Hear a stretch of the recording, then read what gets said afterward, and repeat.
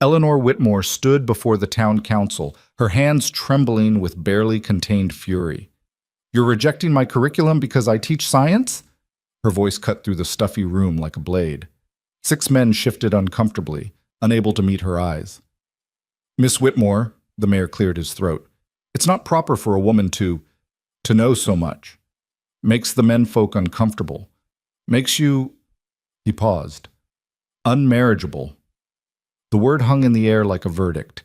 At 26, Eleanor had committed the unforgivable sin of being too educated, too intelligent, too much for any man in Arizona territory to handle. Stay with me through this journey of a woman who refused to shrink and the unexpected man who asked her to grow. Like this video and comment what city you're watching from so I can see how far this story travels. The dust of Salvation Springs, Arizona territory never truly settled. It hung in the air like the town's judgment, perpetual, suffocating, inescapable. Eleanor Whitmore had learned to breathe through it, just as she'd learned to breathe through the whispers that followed her down Main Street every afternoon when school let out. "There she goes," old Mrs. Henderson would mutter from her porch, loud enough to be heard. "Poor thing. All those books and not a husband in sight." Eleanor kept her spine straight, her eyes forward, her leather satchel heavy with the contraband that had sealed her fate. Mathematics texts, volumes of natural philosophy, anatomical drawings, and most damning of all, Charles Darwin's work, carefully hidden between the pages of more acceptable literature. She was 26 years old in the year 1875, which made her a spinster by frontier standards. But it wasn't age that had relegated her to the margins of marriageability. It was knowledge. The schoolhouse sat at the eastern edge of town, a simple wooden structure that Eleanor had transformed into her sanctuary. Inside these walls, she was not too much. She was exactly enough. The children who filled the worn benches each morning didn't care that she could recite Latin declensions or explain the mathematics behind bridge construction. They simply wanted to learn, their minds open in ways their parents would never be again. "Miss Whitmore?" 8-year-old Samuel Tucker raised his hand, his freckled face scrunched in concentration. "If the earth is really round, like you said, why don't the people on the bottom fall off?" Eleanor smiled, setting down her chalk. This was the question she'd been waiting for, the one that would open doors in their young minds. "Excellent question, Samuel. Who here can help him reason through this?" Before anyone could answer, the schoolhouse door banged open. Eleanor's heart sank. She recognized the heavy footsteps, the particular quality of entitled anger that preceded Tobias Caldwell into any room. "Children," she said calmly, though her pulse had begun to race, "please open your readers to page 47 and practice your comprehension silently." Tobias Caldwell was the mayor's nephew, a man of 32 who owned the largest dry goods store in Salvation Springs. He was also, unfortunately, the town's most persistent suitor where Eleanor was concerned, though suitor implied a romantic interest that simply didn't exist. What Tobias wanted was a wife who would elevate his social standing, and a schoolteacher, even an unmarriageable one, still carried a certain prestige. "Mr. Caldwell," Eleanor said coolly, moving to intercept him before he could reach her desk, "school is in session. Unless you have children enrolled here, I must ask you to— I've just come from the town council meeting." His face was flushed. Whether from the heat or from anger, Eleanor couldn't tell. "They've made their decision about your curriculum proposals." Eleanor felt her stomach drop, but she kept her expression neutral. Behind her, 20 pairs of young eyes watched with the intensity children reserve for moments when adults forget they're being observed. "And?" she asked quietly. "Rejected. All of it." Tobias's lips curved into something that wasn't quite a smile. "The advanced mathematics, the natural sciences, that Darwin nonsense, all rejected. You're to stick to reading, writing, basic arithmetic, and moral instruction, as it should be." Eleanor's hands clenched at her sides. She'd spent 3 months preparing that curriculum, carefully researching, documenting every lesson plan, anticipating every objection. She'd been so certain that if she could just present the material properly, show them how education could transform their children's futures. On what grounds? Her voice was steady, but something dangerous flickered in her eyes. On the grounds that it's inappropriate. Tobias took a step closer, lowering his voice. Eleanor, you have to understand. People are talking.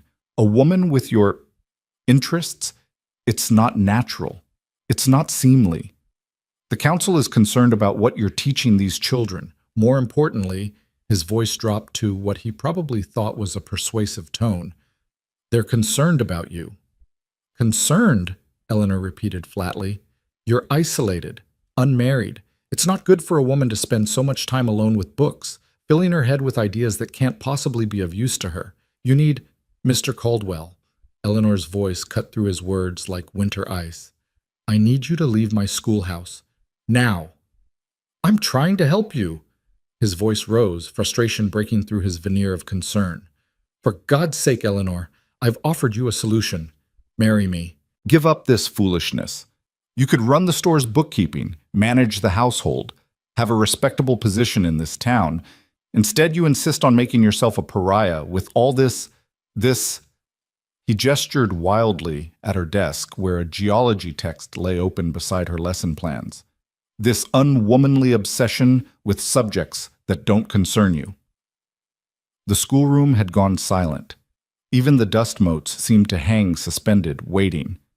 Eleanor drew herself up to her full height, 5 feet and 6 inches of barely contained fury. When she spoke, her voice was quiet, precise, and absolutely unshakable. Mr. Caldwell, I would rather spend the rest of my life alone with my unwomanly obsessions than spend a single day married to a man who considers my mind an obstacle to be overcome. Now get out of my schoolhouse before I have you removed. Tobias's face went purple. You'll regret this. You think you're too good for this town, too smart for the people here, but you're just a dried-up spinster playing at being a scholar, and everyone knows it. You'll end up alone, Eleanor. Alone and forgotten, because no real man wants a woman who thinks she's smarter than he is. He turned and strode out, slamming the door behind him with enough force to rattle the windows. Eleanor stood perfectly still, her heart hammering, her hands shaking with suppressed rage and something deeper, a fear she rarely acknowledged, even to herself. Because what if he was right? Not about her unworthiness, but about the inevitable loneliness that seemed to be her destiny. Miss Whitmore? It was little Sarah Chen, one of her brightest students, whose parents ran the town's laundry. Are you all right? Eleanor turned and 20 concerned faces looked back at her. These children, she reminded herself, were why she endured the whispers, the rejection, the casual cruelty of men like Tobias Caldwell. These children, with their curious minds and unlimited potential, were worth every sacrifice. I'm fine, Sarah, thank you for asking. She managed to smile. Now then, Samuel asked an excellent question about gravity before we were interrupted. Who would like to help him explore that? The rest of the school day passed in a blur of lessons and recitations, but Eleanor's mind kept returning to the council's rejection. It wasn't just about the curriculum. It was about control, about keeping her in her place, about ensuring that the next generation of Salvation Springs children remained as narrow-minded and limited as their parents. When the final bell rang and the children scattered into the dusty afternoon, Eleanor sat at her desk and allowed herself a moment of despair. She pulled out the letter she'd received 3 weeks ago, the one she'd read so many times she'd nearly memorized it. Dear Miss Whitmore, the Boston Ladies Educational Society has reviewed your submission with great interest. Your paper on innovative teaching methodologies in frontier education demonstrates both scholarly rigor and practical application. We would be honored to publish your work in our quarterly journal and invite you to present at our annual symposium this October. Furthermore, we understand you may be seeking new opportunities. Several of our member institutions are actively recruiting qualified instructors for their academies. Should you be interested in relocating to Boston, we would be pleased to facilitate introductions. Boston, a city where women could attend lectures, visit libraries, engage in intellectual discourse without being labeled unmarriageable. A city where her education would be an asset, not a liability. But Boston was also 3,000 miles away from the children who needed her. From the desert landscape she'd come to love, despite everything, from the life she'd built here, even if it was a lonely one. Eleanor was still holding the letter when she heard hoofbeats outside, followed by the creak of the schoolhouse door opening. We're closed for the day, she called out without looking up. assuming it was another parent come to complain about her teaching methods. "I can see that, ma'am. Just looking for a map if you've got one." The voice was unfamiliar, deep, with the slow drawl of someone who'd spent more time under open sky than under a roof. Eleanor looked up and found herself face to face with a man unlike any she'd encountered in Salvation Springs. He was tall, perhaps 6 feet, with the lean, weathered build of someone who made their living on horseback. Dust coated his clothes, and his hat was stained with sweat and age. But it was his eyes that caught her attention, gray-blue, sharp with intelligence, and completely without the judgment she'd grown so accustomed to seeing in men's faces. "A map?" Eleanor repeated, her scholarly instincts immediately engaged. "Of what region?" "North Territory, up toward Canyon de Chelly. We're running cattle through, and the usual trails are dried up. Need to find water sources." He took off his hat, revealing sun-bleached hair that might have been dark blonde before months under the Arizona sun. "Name's Lucas Reed. I'm with the drive camped outside town." Eleanor rose from her desk, her earlier despair momentarily forgotten in the face of an intellectual challenge. "Canyon de Chelly?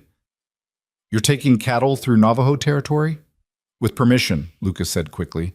"We've got agreements with the local leaders, but the land's changed since the last drive 5 years ago. Droughts move things around." Eleanor moved to the cabinet where she kept her maps. Proper geological survey maps that she'd painstakingly copied from library books and government documents. She spread one across a student's desk, and Lucas stepped closer to examine it. "You made this?" There was genuine surprise in his voice. "I copied it from source materials and added notations based on travelers' accounts and indigenous knowledge where I could verify it." Eleanor traced a route with her finger. "The usual trail here is indeed problematic. The springs at Red Rock Mesa are seasonal and likely dry this time of year. But if you angle northwest here, there's a series of natural cisterns that hold water year-round. The Navajo use them for their sheep." Lucas leaned over the map, studying it with an intensity that reminded Eleanor of her best students. "These elevation markers, you calculated these yourself?" "Based on triangulation and traveler reports, yes. They're not perfectly precise, but they're accurate within a reasonable margin of error."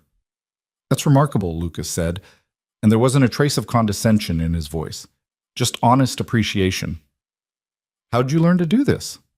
Eleanor blinked, uncertain how to respond to genuine interest rather than suspicion or mockery. "I studied surveying techniques from a military manual and some geological text. The mathematics involved are quite fascinating, actually." She stopped herself, waiting for the familiar glazed expression, the polite but firm change of subject that always came when she ventured too far into intellectual territory. But Lucas just nodded. "I'd imagine they would be. I can read land pretty well from horseback, but I've always wondered about the science behind it, how you'd translate what you see into something you could put on paper like this." Something unexpected happened in Eleanor's chest, a flutter of hope she'd learned to suppress. Would you like me to explain it?" "I'd be grateful," Lucas said simply, "if you've got the time." And so, as the afternoon sun slanted through the schoolhouse windows, Eleanor found herself explaining coordinate systems and topographical representation to a cattle drover who listened with the kind of focused attention she'd only ever received from children.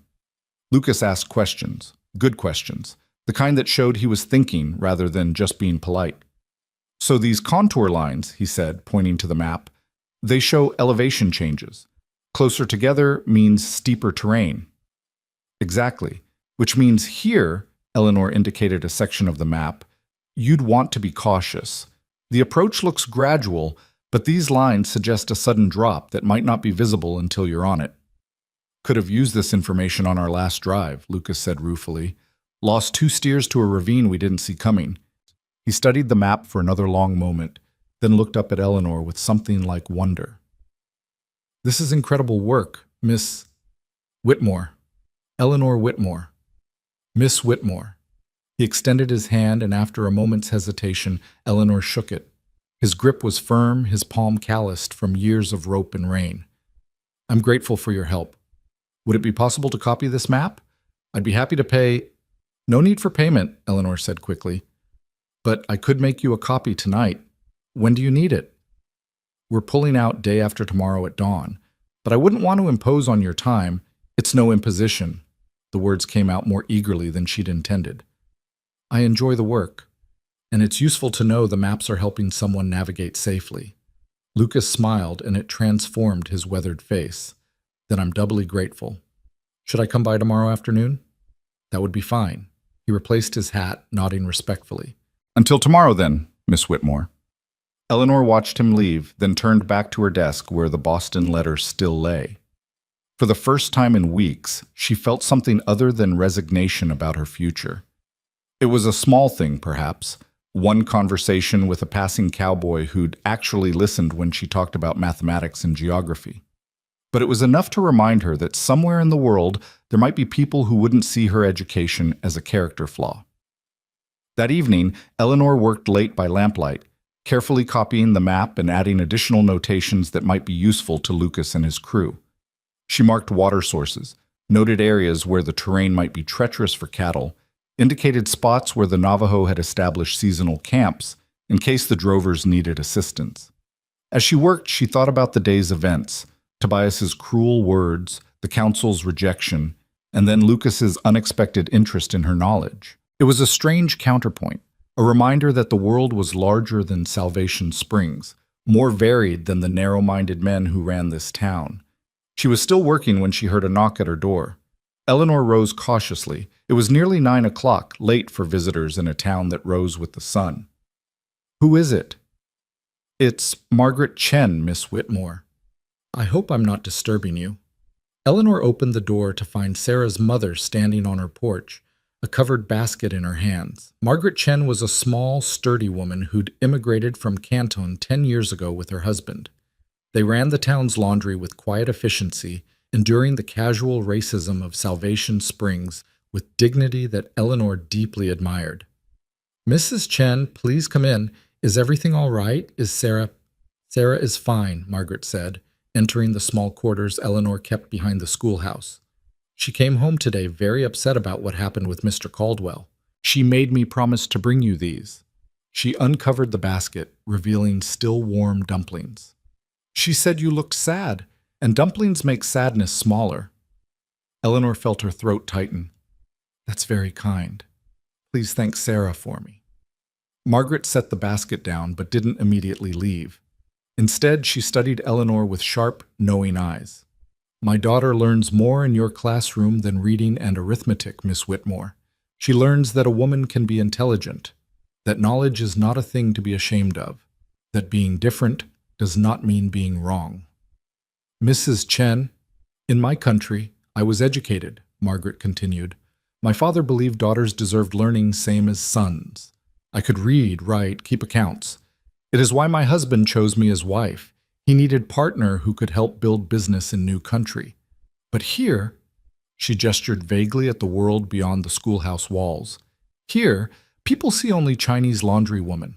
They do not see the person who reads their newspapers after they discard them, who understands their politics and their economics better than they think." Eleanor nodded slowly. "It's lonely, isn't it, being invisible to people who think they see you clearly?" "Very lonely," Margaret agreed, "but also freeing. When people think you are less than you are, you can be more without them noticing." She moved toward the door, then paused. "The council rejected your curriculum today, yes?" "Yes. But they cannot reject what you teach if they do not know you are teaching it." Margaret's eyes glinted with quiet rebellion. "My Sarah knows about gravity now, Miss Whitmore, and about mathematics beyond arithmetic. She knows because you teach with words they do not recognize as learning. You hide education inside stories, inside questions, inside wonder." After Margaret left, Eleanor sat with the basket of dumplings and thought about invisibility and rebellion, about teaching revolution in whispers. She thought about Lucas Reed's genuine interest in her maps, about Sarah's concern for her sadness, about Margaret's quiet acknowledgement of shared struggle. Perhaps she wasn't as alone as Tobias Caldwell wanted her to believe. The next afternoon, Lucas returned for his map. Eleanor had prepared 2 copies, one showing the route to Canyon de Chelly, another showing the broader territory in case the drive needed to adjust their path. "This is far more than I expected," Lucas said, examining the detailed notations. Miss Whitmore, this must have taken you hours. It was interesting work, Eleanor said truthfully. I don't often get to apply practical cartography. Most of my mapping is theoretical, for teaching purposes. Lucas looked up from the maps. You teach cartography? To children? Among other things. Geography, basic astronomy, mathematics, natural history when I can manage it. She couldn't quite keep the bitterness from her voice. Though the town council prefers I stick to reading and moral instruction. Their loss, Lucas said with such casual certainty that Eleanor felt something shift in her chest. Though I suppose it's the children's loss, really. World's changing fast. The young people who understand science and mathematics will be the ones who shape what comes next. You sound like you've thought about this, Eleanor observed. Lucas shrugged, rolling up the maps carefully. I've been running cattle for 12 years now. Started when I was 18 with nothing but a horse and a willingness to work. I can read land, read weather, read cattle better than most men with twice my experience, but I can't read books very well. Never had much schooling. He met her eyes directly. I've thought a lot about what I might have done differently if I'd had a teacher who made learning seem like something worth doing instead of something to be endured. Is that why you came back? Eleanor asked. You could have taken the map yesterday. A slow smile crossed Lucas's face. Partly. And partly because I was curious. About what? About a woman who makes maps for strangers without asking for payment, who teaches children about gravity when their parents want them kept ignorant, who stands up to men like that Caldwell fellow. I heard about that around town, and doesn't back down even when it costs her. Eleanor felt heat rise in her cheeks. I'm not brave. I'm just stubborn. Same thing sometimes, Lucas said. He hesitated, then continued, Miss Whitmore, we're camped outside town for one more night before we head north. The crew's having a fire tonight, nothing fancy, just coffee and conversation. Would you consider joining us? Some of the men have questions about the route, and I think they'd benefit from hearing your explanations firsthand. Every rule of propriety Eleanor had ever learned screamed at her to decline. Unmarried women did not visit cattle camps. They did not socialize unchaperoned with cowboys. They certainly did not engage in evening conversations with men they'd only just met. But Eleanor was tired of rules written by people who wanted to keep her small. What time? She asked. Surprise and pleasure flickered across Lucas's face. Sunset? I'll come fetch you if that's proper. That would be fine. That evening, as Eleanor walked beside Lucas toward the camp outside town, she felt the weight of watching eyes. Salvation Springs was a small community where everyone noticed everything, and her departure with the cattle drover would be the subject of breakfast conversation for days to come.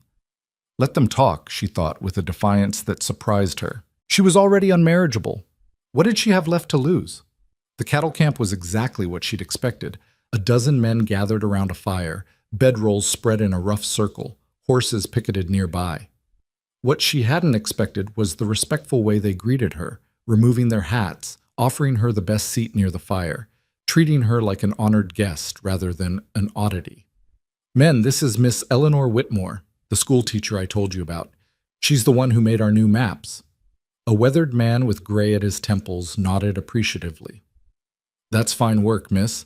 Haven't seen detail like that outside of military surveys. Thank you, Mr.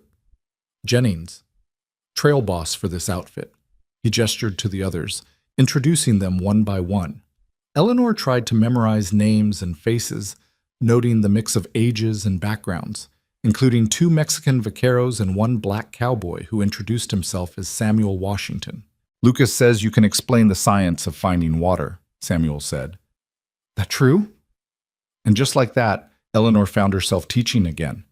But this time her students were grown men who'd spent their lives reading the land through experience, and the exchange of knowledge flowed both ways. She explained groundwater tables and geological formations that indicated springs, and they shared practical wisdom about tracking game to water sources, reading vegetation patterns, interpreting weather signs. See, that's what I've been trying to tell these boys, Jennings said, after Eleanor explained why certain types of cottonwood trees indicated year-round water. It's not magic or luck. There's reasons behind everything in nature, if you know how to look. My grandfather taught me to read land, one of the vaqueros said. But he learned from his grandfather. None of us knew the why of it, just the what. This, he gestured to Eleanor, this makes the old knowledge make sense. As the evening wore on and the fire burned down to coals, the conversation drifted from geography to stories of the trail, to questions about life in Salvation Springs, to Eleanor's careful explanations of why she loved teaching despite the town's resistance. Seems foolish to me, Samuel said, shaking his head. World needs smart people. Needs people who ask questions and figure things out. Why would anyone want less of that? Because knowledge is power, Eleanor said quietly. And some people are more interested in maintaining their power than in progress. Lucas, who'd been mostly silent, letting her interact with his crew, spoke up. What will you do when the council restricts your teaching further? Because men like that don't stop at one victory. It was the question Eleanor had been avoiding. I don't know, she admitted. I received an offer from Boston, a teaching position at a girls' academy. Better pay, intellectual community, freedom to teach what I want. But, Lucas prompted gently, but the children here need education more than the privileged girls of Boston. And despite everything, I love this landscape, this territory, the possibility of what it could become. She stared into the fire. Leaving feels like surrender. Staying feels like slow suffocation. I don't know which choice is braver. Maybe there's a third choice, Jennings suggested. One you haven't seen yet. Eleanor smiled sadly. Perhaps, but I haven't found it. The evening ended with Lucas walking her back to the schoolhouse, both of them quiet under a sky brilliant with stars. Your men are remarkable, Eleanor said as they reached her door. They're good people, hard workers. Most of them have seen enough of the world to know that education and intelligence come in many forms, from many unexpected places. Lucas paused. Thank you for tonight, Miss Whitmore. It meant a lot to them, to all of us. It meant a lot to me as well, Eleanor said truthfully. It's rare that I get to share knowledge with people who genuinely want to learn. Lucas looked like he wanted to say something more, but instead he just touched the brim of his hat. We head out at dawn, but I hope, that is, if we come through again next season, I hope I might call on you. Continue these conversations. I'd like that, Eleanor said, and meant it more than she'd meant anything in a long time. She watched him walk back toward the camp, then entered her small quarters and lit a lamp. The Boston letter still lay on her desk, but now it was joined by her carefully drawn maps, by the memory of intelligent questions and respectful attention, by the possibility that somewhere beyond Salvation Springs there were people who would value her for exactly who she was. Eleanor didn't know what the future held, but for the first time in months, she felt something stirring inside her that wasn't despair or resignation. It was smaller than hope, too fragile to name yet, but it was enough to keep her moving forward. Dawn came too quickly. Eleanor woke to the sound of cattle lowing in the distance, the jingle of harnesses, the low calls of men preparing for the trail. She rose and dressed quietly, then stood at her window watching the dust rise as the herd began to move north. She told herself it was foolish to feel this sense of loss over a man she'd known for barely 2 days. Lucas Reed was a cattle drover, a man whose life was measured in miles and seasons, not in the fixed permanence of towns and teaching positions. Their paths had crossed briefly, meaningfully, and now they would diverge as such paths always did. Yet, as she prepared for the school day, Eleanor found herself moving through her morning routine with an odd awareness of absence, as though something that had briefly illuminated her small world had been extinguished, leaving the shadows deeper than before.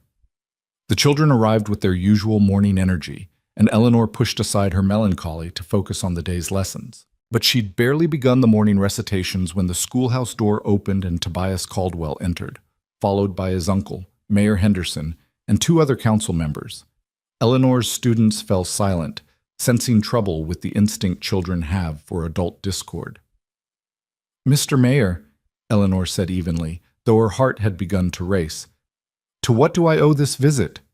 Mayor Henderson had the grace to look uncomfortable. Miss Whitmore, we need to have a word with you, in private. Eleanor glanced at her students, then back at the mayor. I'm in the middle of lessons. Whatever you need to discuss can wait until... It cannot wait. Tobias's voice was sharp with triumph. Your behavior last night was completely inappropriate, and the council has decided immediate action is necessary. Ice flooded Eleanor's veins. Children, she said quietly, maintaining her composure, please take out your slates and practice your multiplication tables. I'll return shortly. She stepped outside with the 4 men, closing the door behind her. The morning sun was already hot, promising another scorching day. Now then, she said, crossing her arms, what is this about? You were seen leaving town yesterday evening with one of those cattle drovers, Councilmember Roberts said, his jowly face flushed with indignation. Unchaperoned, you spent the evening at their camp in the company of a dozen men with no regard for propriety or your reputation. I was discussing geography and water sources, Eleanor said flatly. They had questions about the route north. I provided expertise. In the evening, Tobias interjected, alone with men you'd only just met. Eleanor, even you must see how this looks. The school teacher, who's supposed to be a moral example to the children, behaving like a... Careful, Eleanor said, her voice dropping to something dangerous. Very careful how you finish that sentence. Mayor Henderson held up his hands. Now let's all remain calm. Miss Whitmore, I'm sure you meant no harm, but you must understand that appearances matter in a town like this. Parents trust us, trust you with their children's education and moral development. When you engage in behavior that appears questionable, it reflects poorly on the school, on the council, on the entire community. I visited a cattle camp to discuss cartography with professional drovers, Eleanor said through gritted teeth. There was nothing immoral or improper about it. Every man there treated me with complete respect. The conversation was entirely professional and educational. That may be, Roberts said, but it doesn't change how it looks. Several prominent families have already expressed concern about your judgment. The Caldwells, the Hendersons, the families who are already looking for reasons to object to my teaching, Eleanor interrupted. The same families who rejected my curriculum proposals. This isn't about propriety. This is about control. This is about maintaining standards, Tobias snapped. Standards you seem determined to flout at every opportunity. You refuse to conduct yourself as a proper lady should. You insist on teaching subjects beyond your station. You reject suitable marriage proposals in favor of your books and your maps and your unwomanly pursuits. And now you've been seen cavorting with transient laborers. They were not transient laborers. They were professional cattlemen engaged in legitimate commerce. And I was not cavorting. I was teaching, which is my job, which is what you pay me to do. We pay you to teach children their letters and numbers, Mayor Henderson said, not to gallivant around with cowboys discussing science and maps. Eleanor felt something snap inside her, some final thread of patience that had been fraying since the day she'd arrived in Salvation Springs. No, she said quietly, you don't pay me to teach. You pay me to keep your children occupied and quiet while you convince yourselves you're providing them with education. But actual education, the kind that opens minds and builds futures, that terrifies you. Because educated children ask questions. They challenge assumptions. They might even grow up to realize that the way you've always done things isn't the only way, or even the best way. Miss Whitmore, the mayor began. I'm not finished. Eleanor's voice shook, but not with fear, with fury. You rejected my curriculum because you're afraid of science. You criticize my character because I dare to use my education. And now you're here threatening my position because I spent an evening sharing knowledge with people who actually wanted to learn. Well, let me make this very simple for you. Either I teach properly, using the methods and materials I know to be effective, or you can find yourselves another school teacher. The 4 men stared at her in shock. Tobias recovered first. You're giving the council an ultimatum? He laughed, sharp and mean. Eleanor, you're in no position to make demands. This is the only teaching job within 200 miles.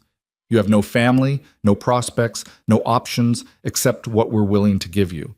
So I suggest you reconsider your tone and remember your place.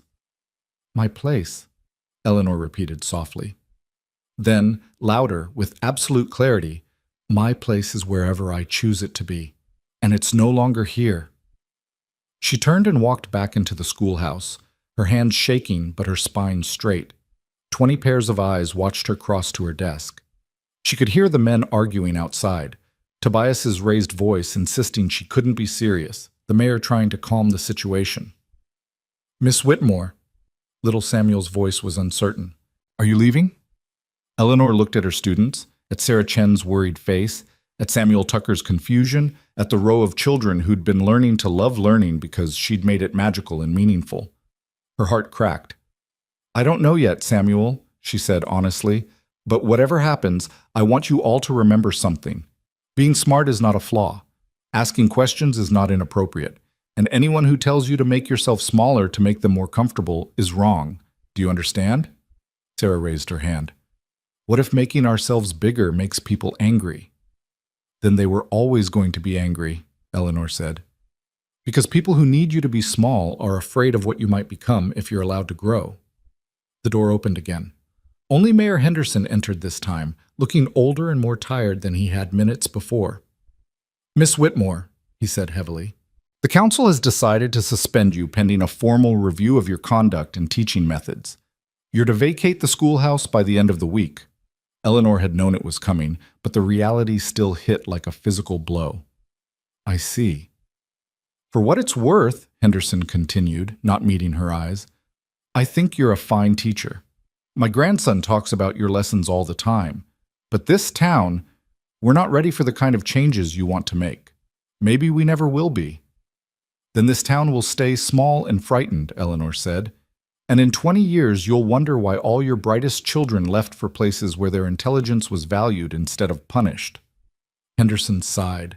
Maybe so. You have until Friday to collect your things. After he left, Eleanor stood before her classroom and made herself smile. Well then, we have 3 more days together. Let's make them count.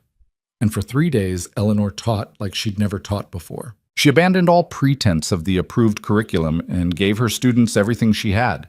They studied astronomy and mapped the stars. They calculated mathematical probabilities using games and puzzles. They discussed geology and evolution, history and philosophy, poetry and science. Parents began pulling their children from school by the 2nd day.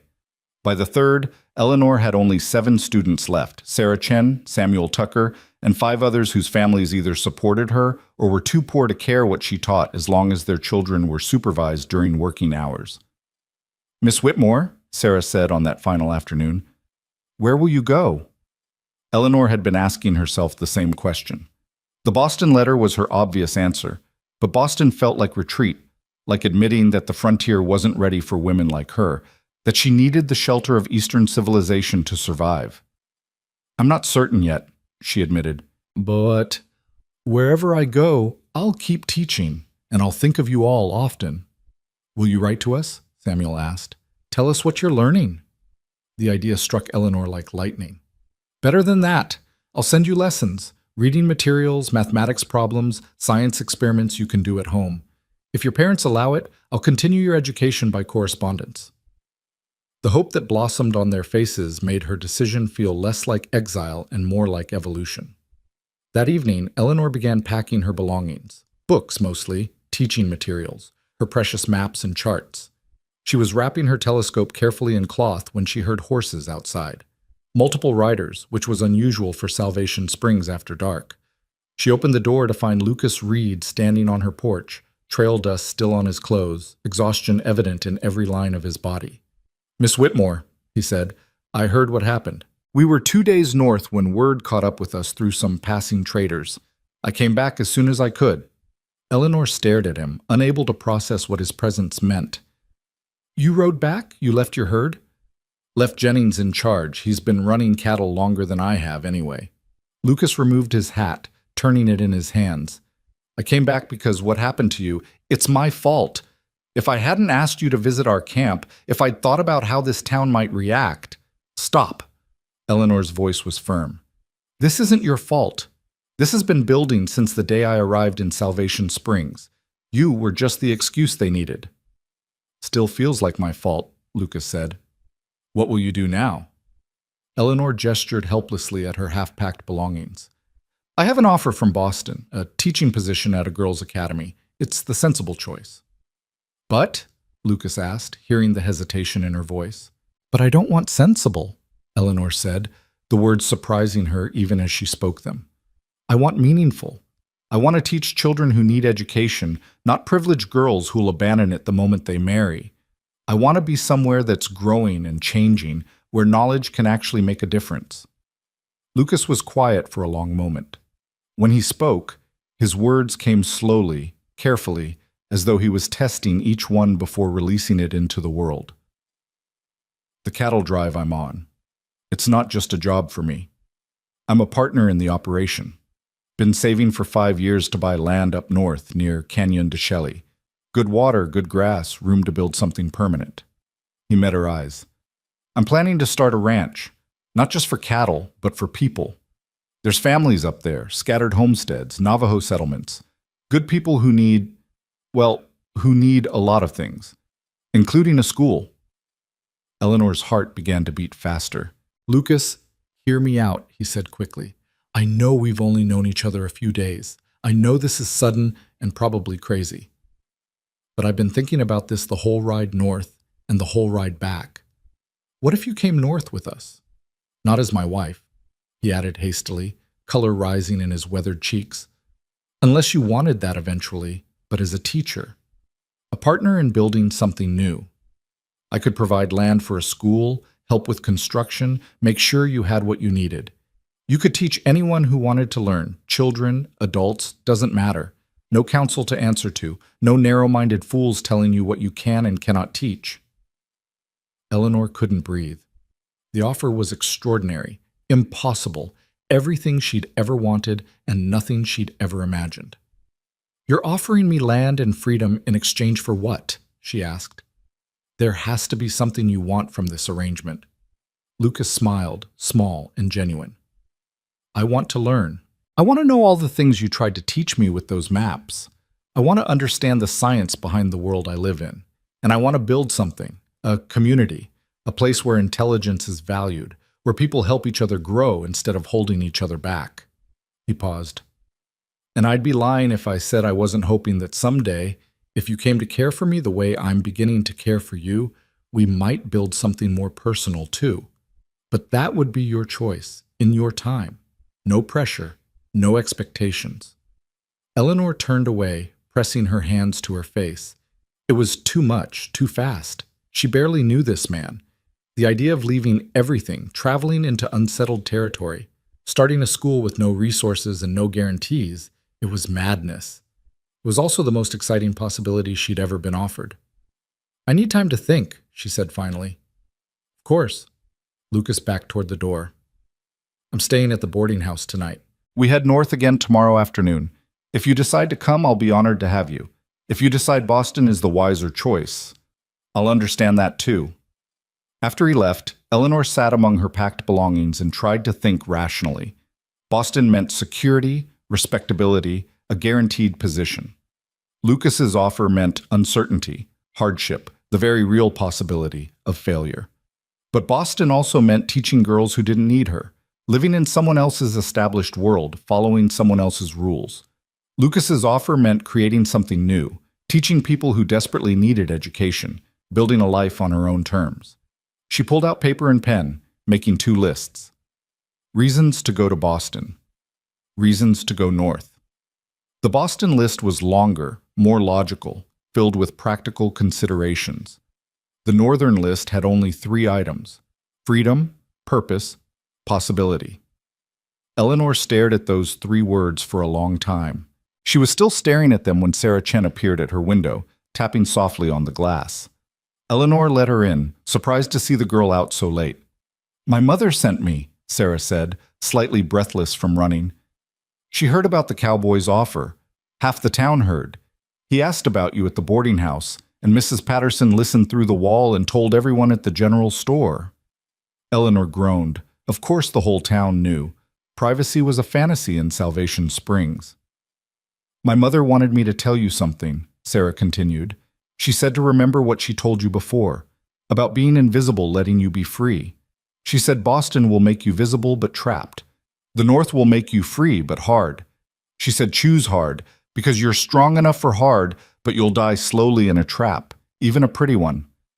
Eleanor felt tears prick her eyes. Your mother is a very wise woman. She also sent dumplings, Sarah said, producing a small basket. She says courage is easier on a full stomach.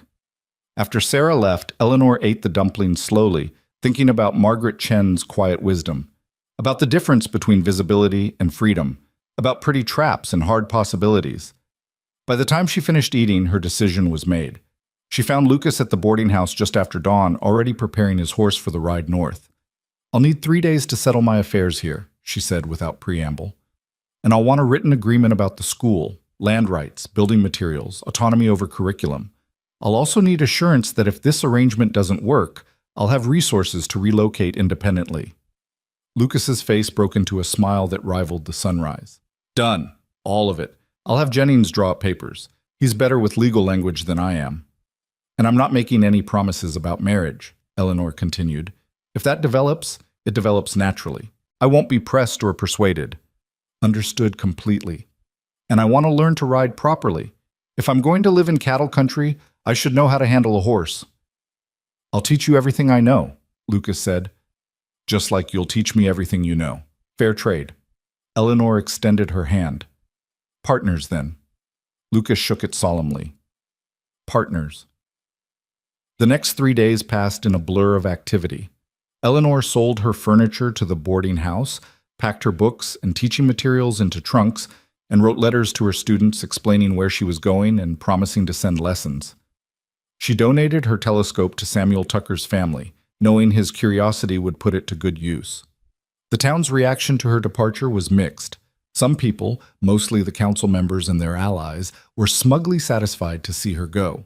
Others, like Margaret Chen and a handful of other families, were quietly supportive, wishing her well and thanking her for what she'd taught their children.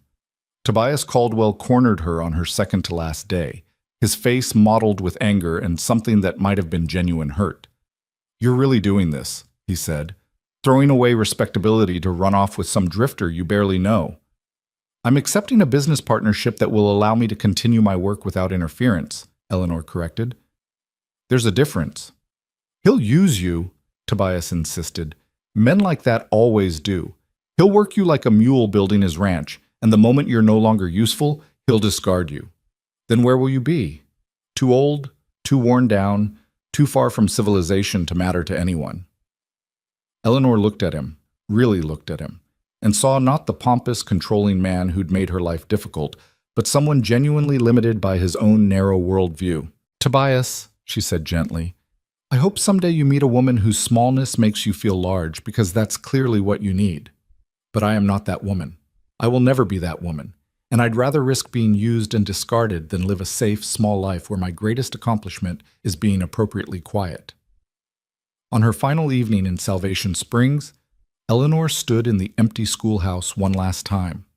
The building felt hollow without the children's energy, without books on the shelves and maps on the walls. But it also felt lighter, as though her departure had released it from the weight of unfulfilled potential. "Goodbye," she whispered to the empty room. "I hope whoever comes next fights harder than I did." Lucas arrived at dawn with a wagon for her trunks and a gentle mare he'd borrowed for her to ride. "Her name's Bess," he said, helping Eleanor mount. "She's patient with new riders. Just trust her to know where to put her feet." Eleanor settled into the saddle, feeling awkward and exposed, but also unexpectedly exhilarated. From horseback, the world looked different, bigger, more open, full of possibility. As they rode out of Salvation Springs, Eleanor didn't look back. She kept her eyes forward, on the mountains in the distance, on the trail that would lead her to Canyon de Chelly and whatever future waited there. Lucas rode beside her, comfortable in his silence, asking nothing of her except her presence. They'd been riding for perhaps an hour when he finally spoke. "You could still change your mind. I could take you to the stage station instead. Get you on a coach to Boston." Eleanor considered the offer, testing her certainty one final time. But the truth was, she felt more sure of this decision than she had of anything in years. "No," she said. "I made my choice. I'm going north." "Why?" Lucas asked. "Not that I'm complaining, but I'm curious what tipped the scales." Eleanor thought about Margaret Chen's wisdom, about Sarah's worried face, about 3 days of teaching without restrictions and remembering what education could be when it wasn't strangled by fear. Because in Boston, I'd be safe, but unnecessary, she said finally. I teach girls who have a dozen other options for education. But up north, if you're right about the scattered homesteads and families who need a school, there, I'd be necessary, needed, and I'd rather be needed doing hard work than decorative doing easy work. Lucas nodded slowly. That's a good reason. He paused. For what it's worth, I think you're remarkable. I've met a lot of people in my life, Miss Whitmore, but I've never met anyone quite like you. You see the world as it could be instead of just accepting it as it is. That's rare. That's valuable. Eleanor felt warmth spread through her chest. Call me Eleanor. If we're going to be partners, we should probably use first names.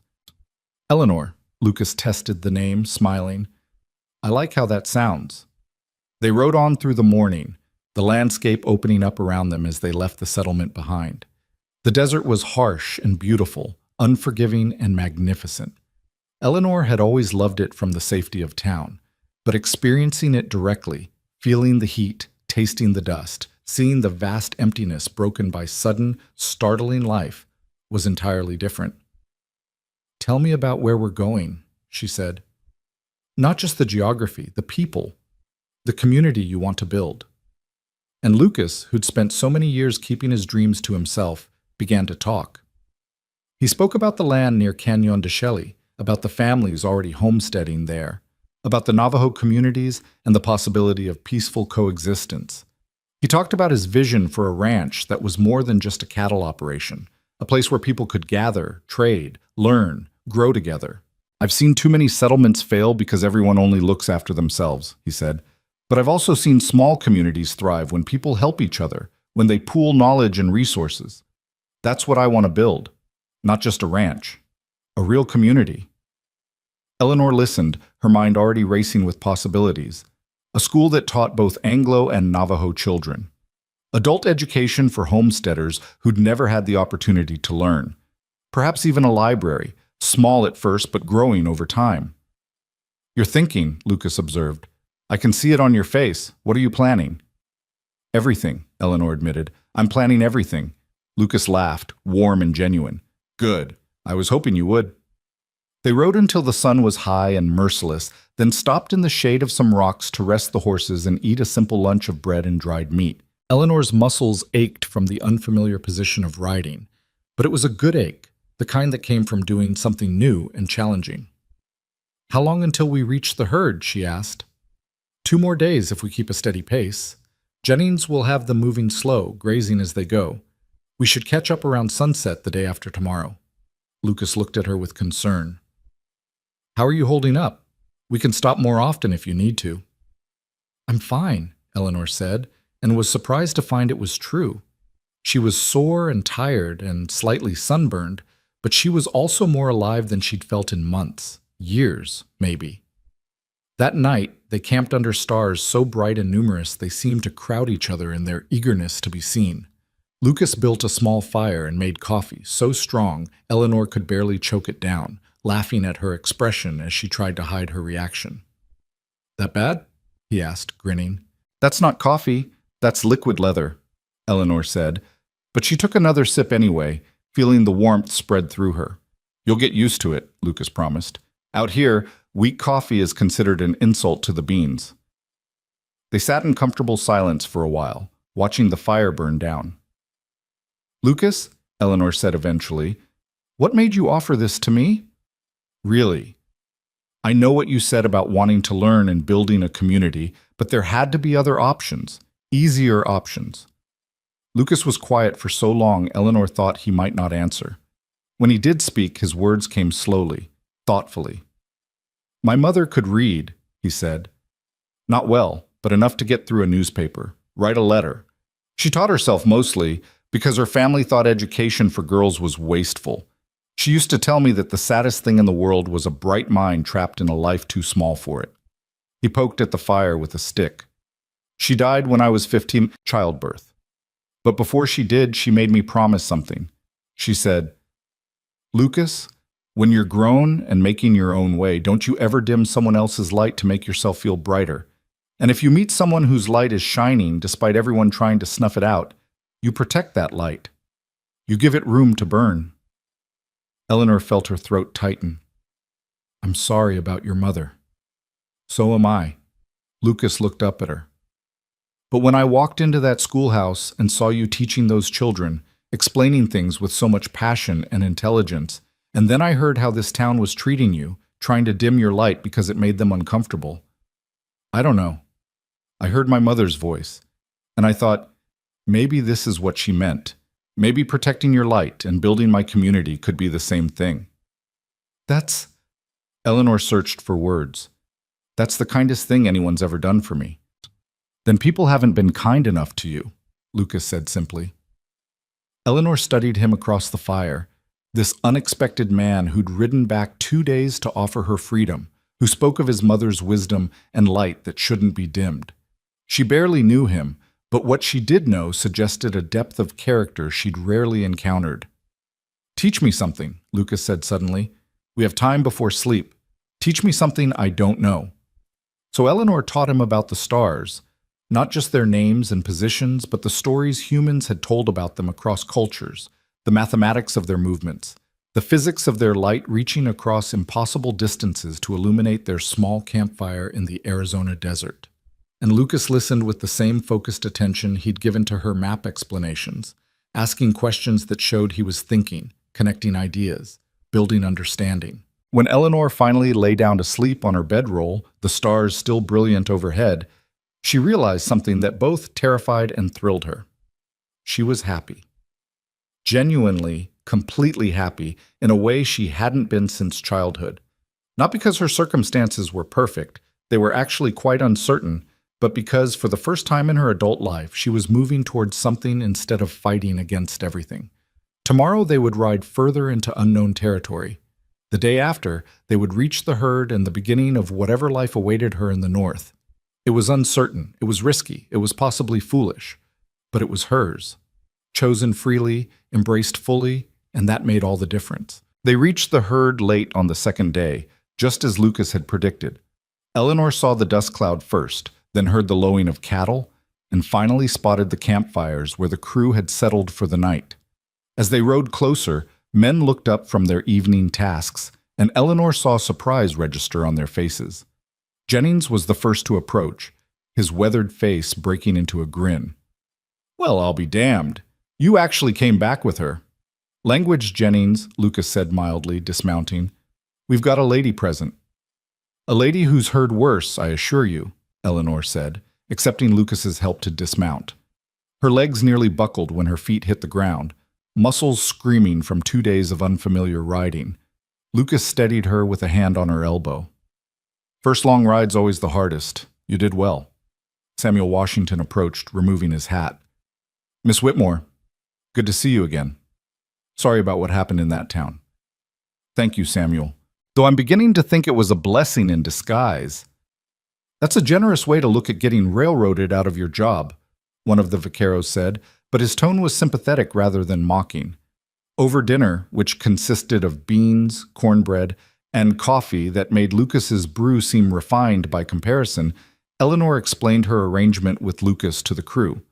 She watched their faces carefully, looking for skepticism or disapproval, but found only interest and cautious optimism.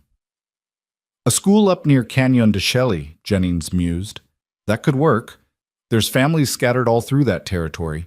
Most of them haven't seen a proper teacher in years, if ever. What about the Navajo? Eleanor asked. Lucas mentioned there are established communities in the area. How would they feel about an Anglo school on their land? The crew exchanged glances. Finally, Samuel spoke. That's a complicated question, miss. The Navajo were forced onto a reservation about 10 years back, then allowed to return to their traditional lands a few years ago. They're rebuilding, trying to maintain their ways while dealing with more and more settlers pushing into the territory. Some might welcome a school that teaches their children English and arithmetic, practical skills for dealing with the government and traders. Others might see it as another intrusion. Then I won't build anything without their consent, Eleanor said firmly. If I'm going to establish a school in that territory, it needs to serve everyone, not just Anglo settlers. That means working with the Navajo communities, learning from them, creating something collaborative rather than colonial. Lucas looked at her with undisguised admiration. That's exactly the approach I was hoping for. It's why I wanted you specifically. Someone who sees education as a bridge, not a weapon.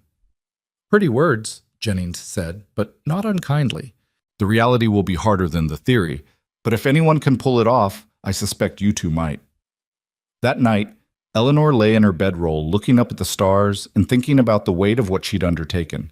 Building a school from nothing in contested territory, teaching children from multiple cultures with different needs and expectations, creating a community from scattered homesteads and wary neighbors. It was an enormous challenge, possibly an impossible one. But Eleanor had never shied away from difficult work, and for the first time in her life, she had a partner who seemed genuinely committed to helping her succeed rather than limiting her to make himself more comfortable. The herd moved slowly north, covering perhaps 15 miles a day. Eleanor rode with the crew, learning the rhythms of the cattle drive, asking endless questions about everything from reading weather signs to understanding bovine behavior. The men took turns answering her inquiries with a patience that surprised and touched her. Most folks don't care about the why of things, Samuel explained on the third day. They just want to know what works. But understanding why something works means you can adapt when circumstances change. That's valuable knowledge. Eleanor helped where she could, though she was still learning the basics of horsemanship and camp life. She gathered firewood, helped with meal preparation, and in the evenings she taught anyone who was interested. Some nights it was astronomy, other nights basic literacy for the two crew members who'd never learned to read properly. Sometimes it was just conversation, discussing ideas, sharing perspectives, exploring the world through words and wonder. Lucas participated in these evening sessions with an enthusiasm that both charmed and impressed Eleanor. He absorbed information like parched earth, absorbing rain, making connections between concepts, asking follow-up questions days later that showed he'd been thinking deeply about what she'd taught. "You're a natural student," Eleanor told him one evening after he'd worked through a particularly complex mathematical problem she'd posed. "I'm a motivated student," Lucas corrected. "There's a difference. I spent years knowing there were things I didn't understand, patterns I couldn't explain, questions I couldn't answer. Now I've got someone who can help me understand, and I'm not going to waste that opportunity." They were sitting slightly apart from the main campfire, their own small fire providing light for Eleanor's impromptu lesson. The intimacy of the moment, just the two of them, sharing knowledge in the vast darkness, felt significant in a way Eleanor couldn't quite articulate. "Can I ask you something personal?" Lucas said, setting down the slate she'd been using to demonstrate equations. "You can ask. I reserve the right not to answer." "Fair enough." He was quiet for a moment, choosing his words. "In Salvation Springs, before all the trouble with the council, were you happy? I mean, setting aside how they treated you, did you like the work itself?" Eleanor considered the question carefully. "I loved the teaching. The moment when a child's face lights up because they've understood something new, when they make a connection between ideas, when they ask a question that shows they're really thinking, those moments made everything else worthwhile. But I was also frustrated constantly. Limited by what I was allowed to teach, by materials I didn't have, by expectations that had nothing to do with actual education." She paused. "Why do you ask?"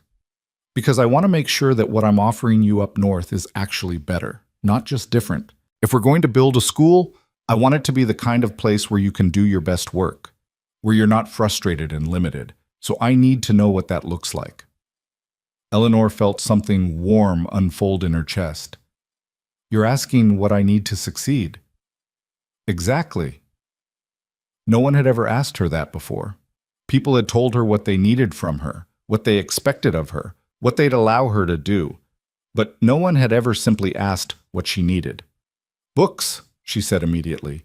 "A proper library, even if it starts small. Access to current scientific journals and educational materials. Time to develop curriculum without someone constantly looking over my shoulder disapproving.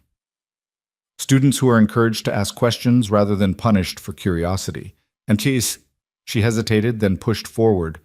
Respect. Not deference or special treatment, just basic respect for my expertise and my judgment." "Done," Lucas said simply. "I can't promise it'll all happen immediately. Books and journals cost money, and we'll need to establish the ranch before we can afford luxuries. But I can promise I'll work toward all of it. And the respect part, that's free, and it starts now." "You really mean that?" Eleanor said, studying his face in the firelight. I really do. Lucas met her eyes steadily. Eleanor, I'm not offering you this partnership because I need a school teacher for my ranch community. I'm offering it because I think you're brilliant and capable and exactly the kind of person who can build something extraordinary if given the chance. Your success is my success. Your growth benefits everyone. Why wouldn't I do everything in my power to help you thrive? Eleanor had to look away, overwhelmed by the sincerity in his voice. She'd spent so long fighting for every scrap of opportunity, defending her right to simply exist as an educated woman, that genuine support felt almost incomprehensible. Thank you, she managed. That means more than you know. They sat in comfortable silence for a while, watching the stars wheel overhead. Finally, Lucas spoke again, his tone lighter. So, what's next in my mathematical education? You've taught me basic algebra. What comes after that? Eleanor smiled, grateful for the return to safer conversational territory. Geometry, if you'd like. It has practical applications for surveying and construction, or we could explore more complex algebraic concepts. What interests you more? Geometry, Lucas said without hesitation. If I'm going to build a school and a ranch house and eventually other structures, I should probably understand the mathematics of construction. And so Eleanor began teaching him about angles and theorems, using sticks and stones to demonstrate principles, drawing diagrams in the dirt. Lucas absorbed it all with focused intensity, occasionally stopping her to make sure he understood a concept before moving forward. Watching him learn, Eleanor realized something that sent a flutter of anxiety through her stomach. She was developing feelings for this man, real, serious feelings that went beyond gratitude for his offer or appreciation for his mind. She admired his integrity, his curiosity, his willingness to listen and learn. She liked the way he looked at her, as though she was fascinating rather than troublesome. She enjoyed his company, their conversations, the easy partnership that was developing between them. This was dangerous territory. Eleanor had protected her heart for years, knowing that emotional attachment to men who would ultimately try to diminish her was a path to heartbreak. But Lucas was different. He'd proven that repeatedly. The question was whether she could trust that difference, whether she dared to risk vulnerability with someone who held so much power over her immediate future. The next morning brought unexpected complications. They'd crossed into territory that bordered Navajo lands, and as the herd grazed through a wide valley, a group of riders appeared on the ridge above them. Jennings immediately called for the crew to hold position. Nobody moves sudden, he said quietly. Lucas, you speak any Navajo? A little, Lucas said. Enough to be respectful, not enough to negotiate anything complex. I'll handle this, Jennings said, but you should come with me. Show we're not hiding anything. Eleanor watched as Lucas and Jennings rode slowly toward the Navajo riders, hands visible, posture non-threatening. The conversation that followed was too distant for her to hear, but she could read body language well enough to see initial wariness giving way to something more neutral. After nearly 20 minutes, Lucas and Jennings returned. They're scouts from a community about 10 miles west, Lucas explained to the gathered crew. They wanted to make sure we're just passing through, not planning to settle in this valley. I explained about the ranch land I'm purchasing further north, asked about water rights and grazing agreements. And, Samuel prompted, and they said we should talk to their headman before we start building anything permanent, which is exactly what I was planning to do anyway. Lucas looked at Eleanor. I also mentioned the school idea. One of the scouts has children. He seemed interested but cautious. As he should be, Eleanor said. I imagine Anglo schools haven't always served Navajo interests very well. That's putting it mildly, Jennings said. Government's been trying to force assimilation for years, taking children away to boarding schools where they're punished for speaking their own language, practicing their own customs. Can't blame folks for being suspicious of any school run by outsiders. Eleanor felt her determination solidify. Then we'll build something different. A school that respects Navajo culture while teaching practical skills. A place where children can be bilingual, bicultural, equipped to navigate both worlds without having to abandon either. The men looked at her with varying degrees of skepticism and hope. That's a fine ideal, Jennings said. Pulling it off will be the trick. They continued north for another week, the landscape gradually shifting from desert scrub to higher elevation grasslands. Eleanor could see why Lucas had chosen this territory for his ranch. There was water from seasonal streams and natural springs, good grazing, and enough elevation to provide relief from the worst summer heat. One evening, as they sat together after another geometry lesson, Eleanor brought up something that had been troubling her. "Lucas, you keep talking about this school and this community as though they're certainties, but we haven't actually secured permission from the Navajo leaders. We haven't finalized land purchases. We haven't even confirmed that families in the area want a school. What if none of this works out?" Lucas was quiet for a moment. "Then we'll adapt, find a different approach. Maybe the school needs to be mobile at first, traveling between homesteads. Maybe it needs to be part of something else, a trading post or a community center. Maybe we need to spend a year just building relationships before we build any structures." He looked at her seriously. "Eleanor, I'm not offering you a guarantee that everything will go according to plan. I'm offering you a partnership in figuring things out when they don't. Does that make sense?" "It makes sense," Eleanor said slowly. "But it's also terrifying.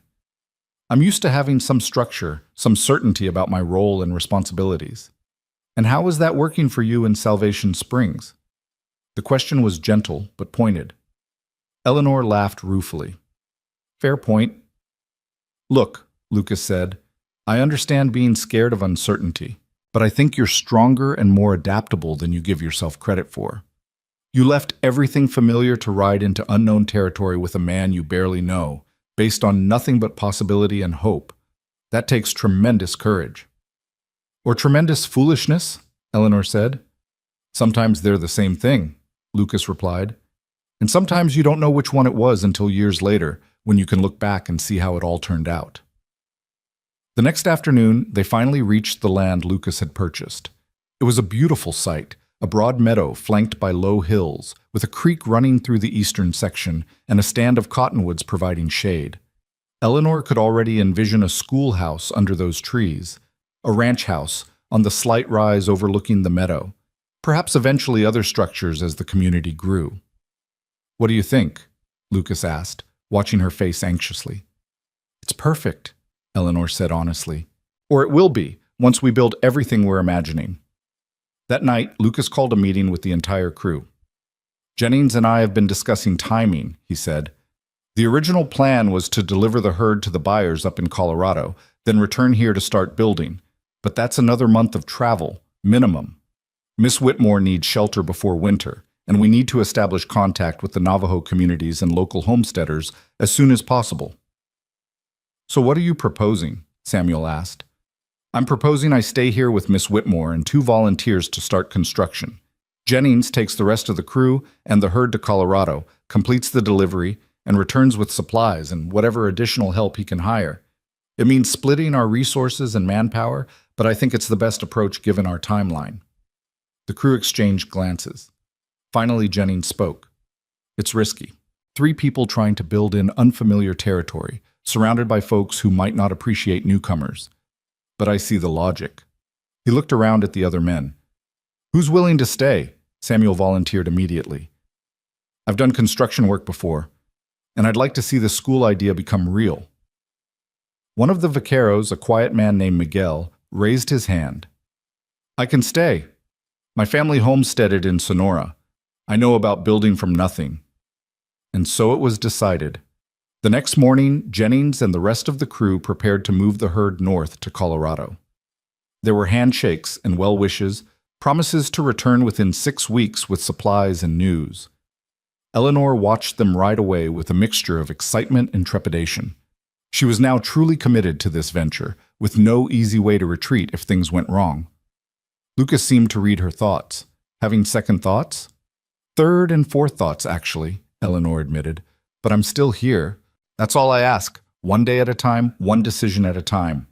He turned to Samuel and Miguel. "All right, gentlemen, let's build a school." The first week was brutally hard work. They started with a simple dugout structure carved into the hillside, temporary shelter that would protect them from weather while they worked on more permanent buildings. Eleanor had never done physical labor like this before, and her hands blistered, her back ached, and she fell into exhausted sleep each night wondering if she'd been insane to think she could handle frontier life. but she also felt a fierce pride in what they were creating. Every stone they moved, every beam they raised, brought her school closer to reality. Lucas taught her as they worked, explaining construction principles, showing her how to judge if wood was sound, demonstrating how to use tools properly. It reminded Eleanor of their early conversations about maps and geography, the same patient teaching, the same assumption that she could and would learn. On the 8th day, they had visitors. A family from a homestead 5 miles east had seen their campfire smoke and come to investigate. Frank and Martha Reynolds had 3 children and a small farm they were trying to coax from the stubborn soil. "A school?" Martha said, her tired face lighting up. "A real school? Our children haven't had proper lessons in over 2 years." "It won't be ready for a few weeks yet," Eleanor cautioned, "and I'll need to assess what grade levels and subjects." "I don't care if you teach them under a tree," Martha interrupted. "The fact that you're here, that you're willing to teach at all, that's more than we've had." Frank was more cautious. "What are you charging for tuition?" Eleanor and Lucas exchanged glances. They hadn't actually discussed this aspect. "Nothing for the first year," Lucas said firmly. "After that, we'll figure out something fair based on what families can afford. Could be money, could be goods, could be labor. But no child will be turned away because their family can't pay." Frank's suspicion softened. "That's generous. Why?" "Because educated children become educated adults who build better communities," Eleanor said. "That benefits everyone, including me. I'm not doing this as charity. I'm doing it as investment in our collective future." The Reynolds family left with promises to spread word about the school and to return once it was ready. Over the next 2 weeks, more families visited. Some were enthusiastic, others skeptical, all of them desperate for the stability and opportunity that education represented. Eleanor began to understand the enormous need she was trying to fill. These were people living on the margins, barely surviving, with no access to books or learning or any of the cultural resources she'd taken for granted, even in Salvation Springs. For their children, this school might be the only chance at a different future. The weight of that responsibility was crushing and exhilarating in equal measure. 3 weeks into construction, Lucas arranged a meeting with leaders from the nearest Navajo community. Eleanor prepared carefully, asking Samuel and Miguel for advice on appropriate behavior, respectful greetings, cultural considerations she needed to understand. When the Navajo delegates arrived, 3 men and 2 women, all dressed in traditional clothing, all watching the newcomers with careful neutrality, Eleanor felt her heart hammer with anxiety. This moment would determine whether her school could truly serve everyone, or would be just another Anglo institution ignoring indigenous needs. Lucas handled the initial greetings in halting Navajo, then switched to English with one of the delegates serving as translator. He explained their purpose, establishing a ranch and a school, seeking permission to build on land that bordered traditional Navajo territory, offering education to any families who wanted it. One of the Navajo women, who introduced herself as Ayasha, spoke at length in Navajo. The translator conveyed her words carefully. She says Anglo schools have not been good for Navajo children. They teach that our ways are wrong, that our language is shameful, that we must abandon our culture to be acceptable. Why would this school be different? Eleanor took a deep breath and stepped forward. "May I speak directly?" Ayasha nodded, her dark eyes assessing Eleanor with an intensity that felt like being measured for worthiness. "I can't promise I'll do everything right," Eleanor said honestly. "I'm an outsider to your culture. I'll make mistakes, but I can promise that I'll listen, I'll learn, and I'll never ask children to abandon their heritage to gain knowledge. I believe education should add to who you are, not replace it." She paused, gathering courage. "I'd also like to learn from you, about your language, your history, your knowledge of this land.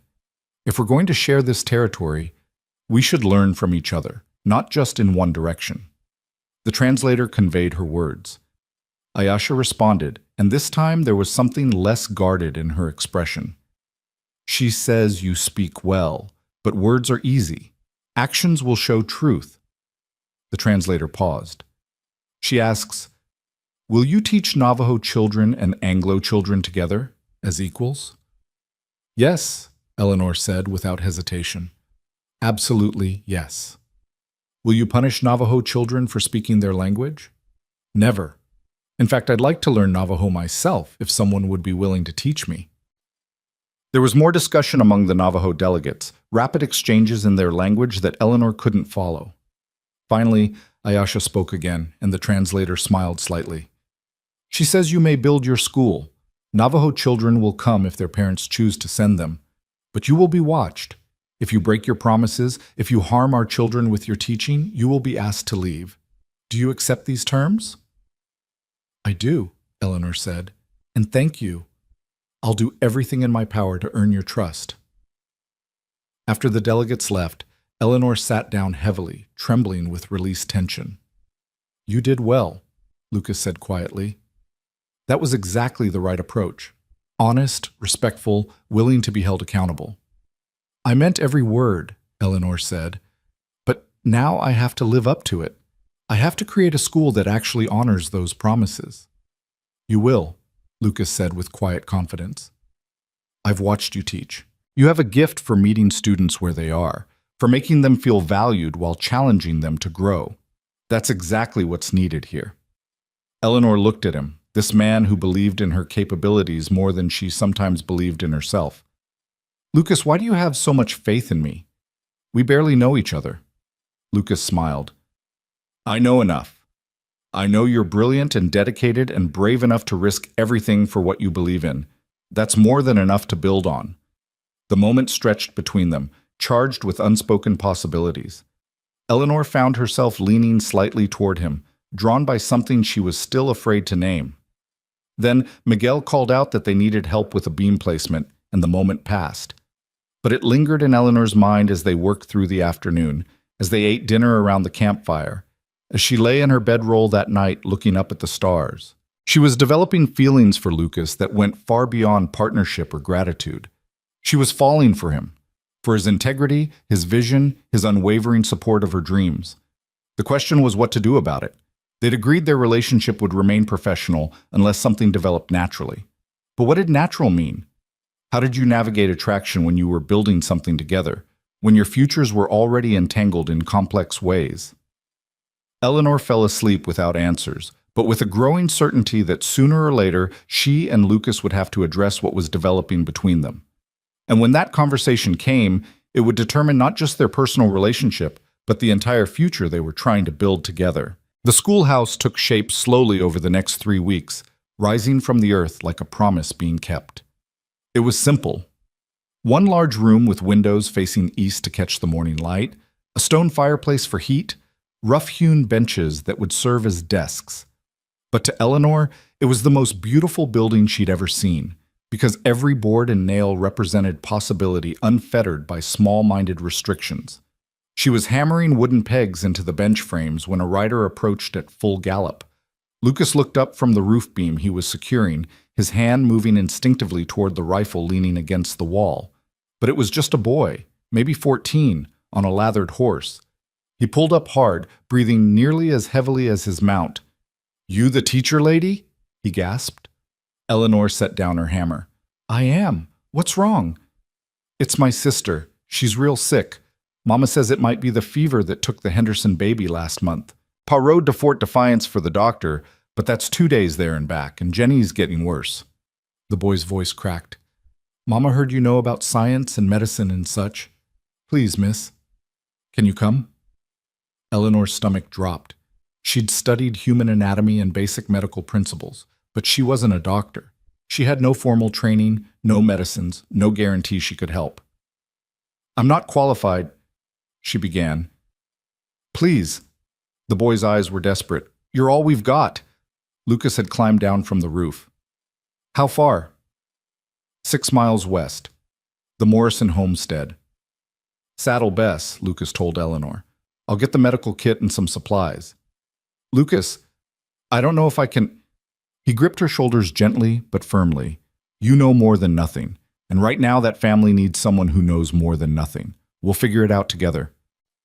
20 minutes later, Eleanor was riding west with Lucas and the Morrison boy, her mind racing through everything she'd ever read about fevers and childhood illnesses. The problem was that her knowledge was theoretical, gleaned from medical texts, never applied to an actual suffering child. The Morrison homestead was even more desperate than Eleanor had imagined. A rough cabin, struggling crops, evidence of poverty that made Salvation Springs look prosperous. Inside, a woman who couldn't have been more than 30 but looked 50 sat beside a pallet where a small girl lay frighteningly still. "Thank heaven you came," Mrs. Morrison said, her voice hoarse from crying. "She's been like this since dawn. Won't wake up, won't drink water. I don't know what to do." Eleanor knelt beside the child, forcing herself to project calm she didn't feel. The girl was perhaps 6 years old, her skin hot and dry, her breathing shallow and rapid. Eleanor placed her fingers against the girl's neck, feeling for a pulse. Too fast. Much too fast. "How long has she had the fever?" Eleanor asked. 3 days. Started with a headache and chills, then the fever came on. I tried cold compresses, willow bark tea, everything I know, but nothing's working."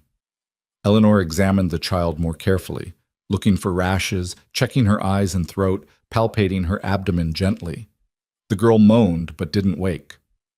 "Lucas, I need cool water, clean cloths, and any willow bark or feverfew we have in the supplies." Eleanor tried to remember everything she'd read about managing high fevers. "Mrs. Morrison, has she had any seizures? Any bleeding from the nose or ears?" "No, nothing like that, just the fever getting higher and higher." Eleanor's mind raced through possibilities. The lack of rash ruled out some contagions. No seizures was a good sign, but the dangerously high fever and the child's unresponsiveness were terrifying. "We need to bring the fever down," Eleanor said, more to herself than anyone else. But too quickly could be dangerous. Gradual cooling, fluids if we can get her to swallow, and she hesitated, then made a decision. "We need to try to wake her. The longer she's unconscious, the more dangerous this becomes."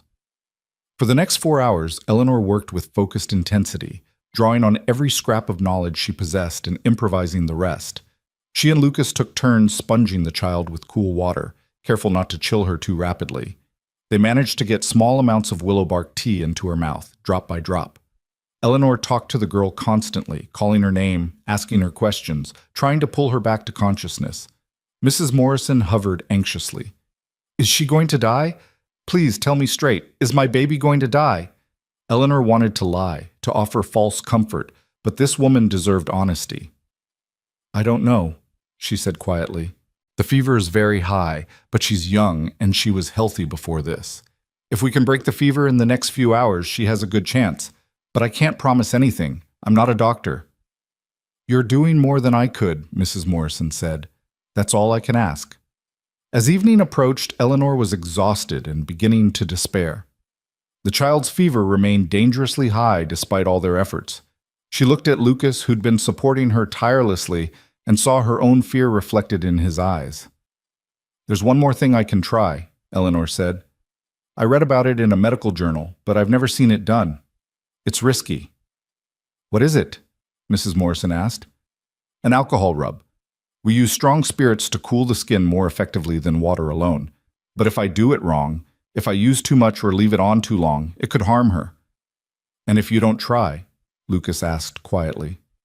Eleanor looked at the child's flushed face, at her labored breathing. "Then I think we'll lose her." Mrs. Morrison's face crumpled, but she nodded. "Do it. Do whatever you think might help." Eleanor carefully mixed the alcohol with water, testing the ratio on her own skin to make sure it wasn't too harsh. Then, with hands that trembled slightly, she began applying the solution to the child's arms and legs, watching anxiously for any adverse reaction. For 10 minutes, nothing changed. Eleanor continued the treatment, her heart sinking, preparing herself to tell this desperate mother that she'd failed. Then the child stirred. It was slight, just a small movement of her hand, but it was the first voluntary motion she'd made in hours. "Jenny?" Mrs. Morrison leaned forward. "Baby, can you hear me?" The girl's eyelids fluttered. Her lips moved, forming soundless words. "Keep talking to her," Eleanor urged. "Call her back." Mrs. Morrison took her daughter's hand, speaking softly, urgently, telling her about the chickens waiting to be fed, about her brother missing her, about all the things they'd do together when she was well again. Slowly, agonizingly slowly, the child's eyes opened. She looked confused, unfocused, but conscious. "Mama?" Her voice was barely a whisper. Mrs. Morrison burst into tears. Eleanor quickly checked the girl's temperature again, feeling the fever beginning to break at last, sweat forming on skin that had been dangerously dry. "The fever's breaking," Eleanor said, her own voice unsteady with relief. "She's not out of danger yet, but this is good. This is very good." Over the next hour, they coaxed water and broth into the child, changed her sweat-soaked clothes, and watched as her breathing gradually steadied and slowed to something closer to normal. By the time the moon rose, Jenny Morrison was sleeping naturally, her fever down to something manageable, her color improving. "You saved her," Mrs. Morrison said, gripping Eleanor's hands. "You saved my baby." "We don't know that yet," Eleanor cautioned. "She needs rest and fluids and careful watching. When your husband returns with the doctor—" "I don't care what the doctor says. You saved her. I saw her slipping away, and you brought her back." Mrs. Morrison looked at Eleanor with something like awe. "You really are going to build a school here?" "Yes. Once the building is finished, probably another 2 weeks. Then my children will be in your classroom every single day, and I'll tell every family within 20 miles what you did here tonight. You'll have more students than you can handle. Mark my words." Eleanor and Lucas rode back to their camp under a sky full of stars, both of them too exhausted to speak for the first few miles. Finally, Lucas broke the silence. "You were remarkable tonight. I've seen men face down stampedes with less courage than you showed in that cabin." "I was terrified the entire time," Eleanor admitted. "I kept thinking about everything that could go wrong, all the ways I might make things worse. But you didn't let the fear stop you. That's what courage is. Not the absence of fear, but acting despite it." Lucas paused. "Eleanor, you need to know something. What you did tonight, what you're building with this school, what you're trying to create here, it matters. It matters more than you probably realize." There was something in his voice, an intensity that made Eleanor's heart skip. "Lucas, I know we agreed to keep things professional," he continued, the words coming faster now, as though he'd been holding them back for weeks and couldn't contain them any longer. "I know the plan was to build the school and the community first, and maybe, someday, if we both felt the same way, we might consider something more. But Eleanor, I can't keep pretending what I feel for you is just partnership or friendship or professional respect." Eleanor's breath caught. They'd stopped their horses without her realizing it, and now they sat facing each other in the moonlight, the enormity of the moment settling around them like snow. "I'm in love with you," Lucas said simply. "I think I've been falling in love with you since that first afternoon in the schoolhouse, watching you explain cartography with so much passion and intelligence. Every day since then, every conversation, every time I watch you teach or see you push through difficulty or witness you refusing to be anything less than exactly who you are, I fall a little more. And I know this is terrible timing. I know we're in the middle of building something important, and adding romantic complications could jeopardize everything. But I also can't keep this to myself anymore. You deserve to know where I stand." Eleanor sat frozen, her mind spinning. She'd known her feelings for Lucas were growing, had suspected his feelings might be developing similarly, but hearing him say the words out loud made everything suddenly intensely real. "I don't know what to say," she whispered. "You don't have to say anything right now," Lucas said quickly. "I'm not asking for an answer or a decision. I just needed you to know. Because living this close to you, working beside you every day, watching you be brilliant and brave and beautiful—" He stopped, color rising in his cheeks even in the moonlight. "I couldn't keep pretending it was just professional interest. That wouldn't be honest. And if we're building something together, it needs to be built on honesty." Eleanor's throat was tight with emotion. "Lucas, She stopped, trying to organize the chaos of her feelings into coherent words. "I care for you too, more than I've allowed myself to admit, but I'm also terrified." "Of what?"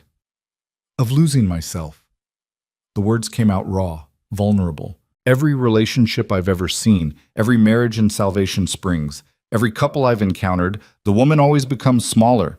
She gives up her dreams, her identity, her autonomy to support her husband's ambitions. And even though you say you want me to be myself, even though you've done nothing but support my work, I'm terrified that's what will happen anyway. That I'll wake up 5 years from now and realize I've been slowly erased. Lucas absorbed this quietly. When he spoke, his voice was gentle but serious. I can't promise you that relationship dynamics won't change over time. I can't guarantee we won't have conflicts or disagreements or moments where we have to compromise. But Eleanor, I can promise you this. I will never ask you to be less than you are. I will never see your intelligence or your ambition or your independence as threats. Your growth doesn't diminish me. Your success doesn't compete with mine. I genuinely believe that both of us becoming more fully ourselves makes whatever we build together stronger, not weaker. How can you be so sure? Eleanor asked. How do you know you won't wake up one day resenting me for being too educated, too outspoken, too much? Because I've had 28 years to figure out what I value, Lucas said, and I've learned that I don't want someone who makes me feel powerful by being powerless. I want a true partner, someone who challenges me, who makes me think, who pushes me to be better. That's you, Eleanor. You make me want to learn and grow and build something meaningful. Why would I ever resent that? Eleanor felt tears prick her eyes. In Boston, I have a guaranteed position, security, a community of educated women. I could build a life there where my intellect would never be questioned. I know, Lucas said, and I wouldn't blame you for choosing that. It's safer, more certain. What I'm offering is harder, building from nothing, navigating cultural tensions, dealing with isolation and difficulty. But Eleanor, in Boston, you'd be one teacher among many, following someone else's curriculum, fitting into someone else's vision. Here, you could create something entirely new, something that reflects your values and your dreams. Isn't that worth the risk? The question hung between them, enormous and unavoidable. Eleanor thought about the Boston letter, still tucked carefully among her belongings. She thought about the Reynolds children, desperate for education, about little Jenny Morrison, saved by knowledge applied with courage, about Ayasha and the Navajo delegates, willing to trust her if she proved trustworthy, about the school taking shape under the cottonwood trees, waiting to be filled with students and learning and possibility. And she thought about Lucas, this unexpected man who'd offered her not a smaller life but a larger one, who'd never asked her to diminish herself, who seemed to genuinely believe that her success and his could grow together rather than compete. I'm still scared, she said finally. Even if everything you're saying is true, even if we build something beautiful together, there are no guarantees. What if it fails? What if the school doesn't work, or the community doesn't develop the way we hope, or the Navajo decide we're not trustworthy after all? What if I give up Boston for this, and it all falls apart? Then we'll have tried, Lucas said. We'll have taken a risk on something meaningful instead of playing it safe. And Eleanor, failure isn't the worst thing that can happen to a person. Regret is worse. Spending your life wondering what you might have built if you'd been brave enough to try, that's worse than failure. Eleanor looked at him, really looked at him, seeing not just the weathered cowboy who'd wandered into her schoolhouse seeking a map, but the man who'd ridden 2 days to bring her back, who'd worked tirelessly to build her school, who'd stood beside her through every challenge, who'd fallen in love with her mind before her face and valued her dreams as much as his own. I choose this, she said, her voice steady despite the tears on her cheeks. I choose the hard path with you. I choose building something new over fitting into something established. I choose uncertainty and possibility over security and limitation. Lucas's face transformed, hope and joy and relief flooding his features. Are you sure? No, Eleanor admitted. I'm terrified and uncertain and have no idea if we'll succeed. But I'm also more certain about this than I've been about anything in years. So yes, I'm choosing this. I'm choosing us. Lucas dismounted and helped her down from Bess, and then they were standing face to face in the moonlight, the enormity of what they'd just committed to settling around them. Can I kiss you? Lucas asked, his voice rough with emotion. Eleanor answered by closing the distance between them, rising on her toes to meet his lips with hers. The kiss was gentle at first, tentative, both of them learning this new aspect of their relationship. Then it deepened, becoming more confident, more certain, a physical confirmation of the commitment they'd just made to each other. When they finally pulled apart, both breathing hard, Lucas rested his forehead against hers. We're really doing this, he said, wonder in his voice. Building a school, building a community, building a life together. We really are, Eleanor confirmed. And I have no idea what I'm doing, but I'm doing it anyway. Lucas laughed, the sound full of joy. That's the spirit of the frontier right there. Jumping in without knowing if you'll swim or sink, but being willing to find out. They rode the rest of the way back to camp in comfortable silence, hands occasionally brushing, both of them processing the shift in their relationship. When they reached their campsite, Samuel and Miguel were still awake, working by firelight on window frames for the schoolhouse. The Morrison girl? Samuel asked immediately. Fever broke, Eleanor said. She should recover fully. Miguel smiled. Good. The territory needs more people who can think and act under pressure. You'll make an excellent teacher, Miss Whitmore. Thank you, Miguel. And please, call me Eleanor. Later, lying in her bedroll looking up at the stars, Eleanor thought about the choice she'd made. She'd given up Boston, the security, the prestige, the guaranteed success. She'd committed to building something from nothing in difficult territory with a man she'd known for barely 2 months. It was possibly the most irrational decision she'd ever made. It also felt absolutely right. The next 2 weeks passed in a blur of construction and preparation. Word of Eleanor's work at the Morrison homestead spread quickly, and families began stopping by regularly, some to check on the school's progress, others to meet the teacher who'd saved Jenny Morrison's life. Still others to ask medical questions Eleanor did her best to answer with appropriate disclaimers about her limited training. You've become the unofficial doctor as well as the teacher, Lucas observed one evening after Eleanor had spent an hour advising a mother about treating her son's persistent cough. That's a lot of responsibility. It's terrifying, Eleanor admitted, but I can't turn people away when they need help and have nowhere else to go. I just wish I had more actual medical training instead of just book knowledge. Maybe that's something we add to the community eventually, Lucas suggested. A proper clinic, a trained doctor or nurse. Right now we're building the foundation, the school, the ranch, the relationships with neighbors. But as we grow, we can add more. The schoolhouse was nearly complete when Jennings returned with the rest of the crew and a wagon full of supplies. He took one look at Eleanor and Lucas standing close together, their body language unmistakable, and grinned. Well then, looks like more than just the school got built while I was gone. Eleanor felt herself blush, but Lucas just smiled and put his arm around her shoulders. Eleanor and I have reached an understanding. We're partners in every sense of the word now. About damn time, Samuel said, slapping Lucas on the back. We all saw this coming from the moment he rode back for you in Salvation Springs. The crew had brought more than just supplies. They'd brought news of families in Colorado interested in homesteading in the territory, of traders willing to establish roots through the area, of growing interest in the region as more people looked for land and opportunity. There's something else, Jennings said, his tone becoming more serious. I ran into a group from Salvation Springs when I stopped in Albuquerque for supplies.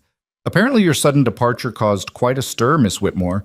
The town council hired a new teacher, but she quit after 2 weeks. Couldn't handle the restrictions and the interference.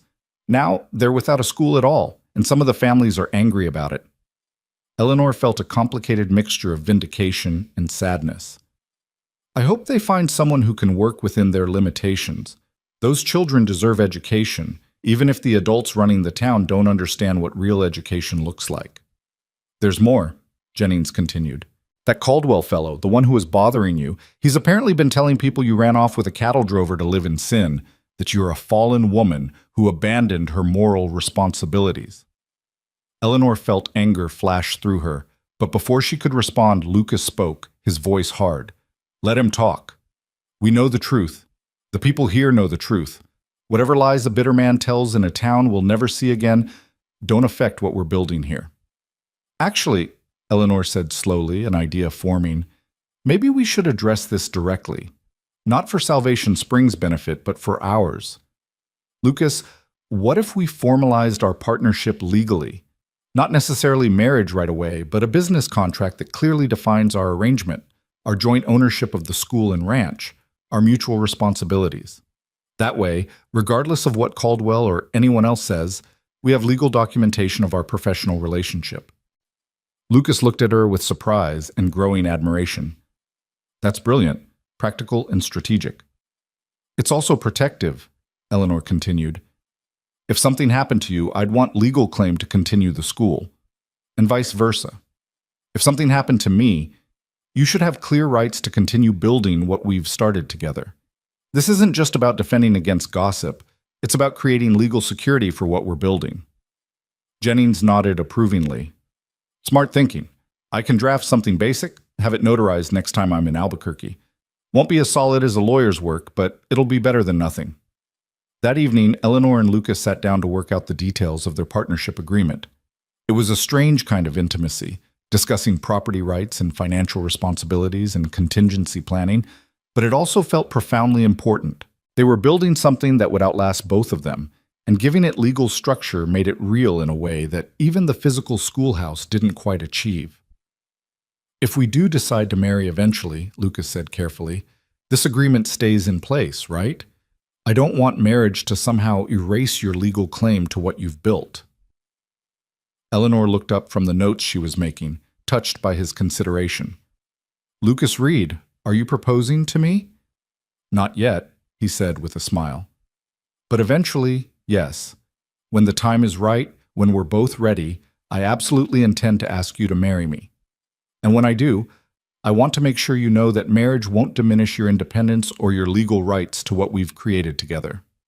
Then when you do eventually ask, Eleanor said, I'll very likely say yes. But you're right.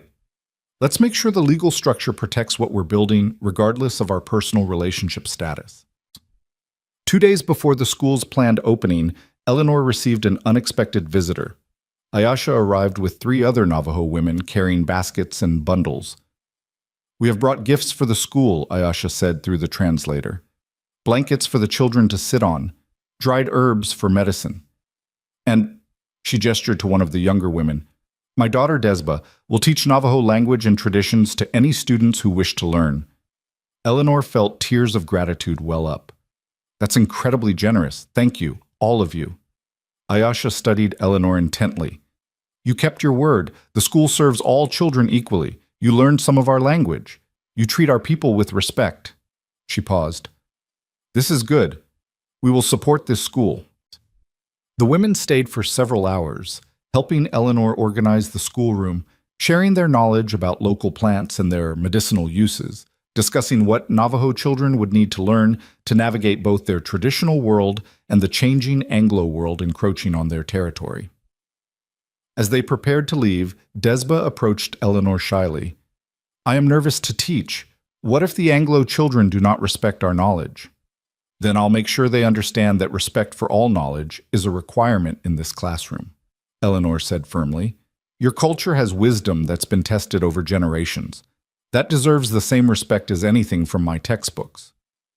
When Lucas returned from checking the ranch's water sources that evening, Eleanor told him about Ayesha's visit and Desba's agreement to teach.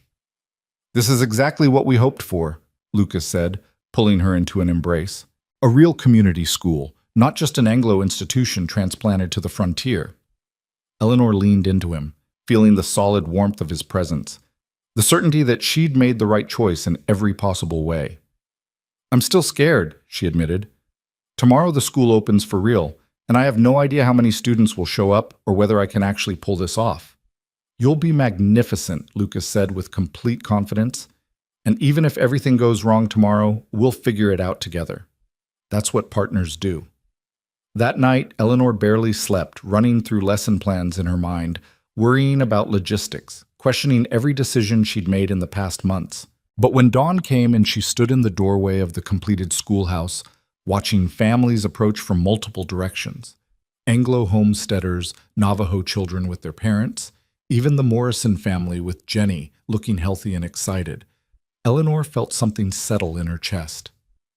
This was her calling, not teaching privileged girls in Boston who had every advantage, not fighting feudal battles with small-minded councils in towns that would never change, but this, building education from nothing, creating bridges between cultures, offering possibility to children who desperately needed it.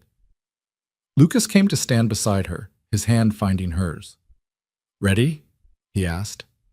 Eleanor looked at the schoolhouse, at the families gathering, at the vast Arizona territory stretching in every direction, full of challenges and possibilities in equal measure.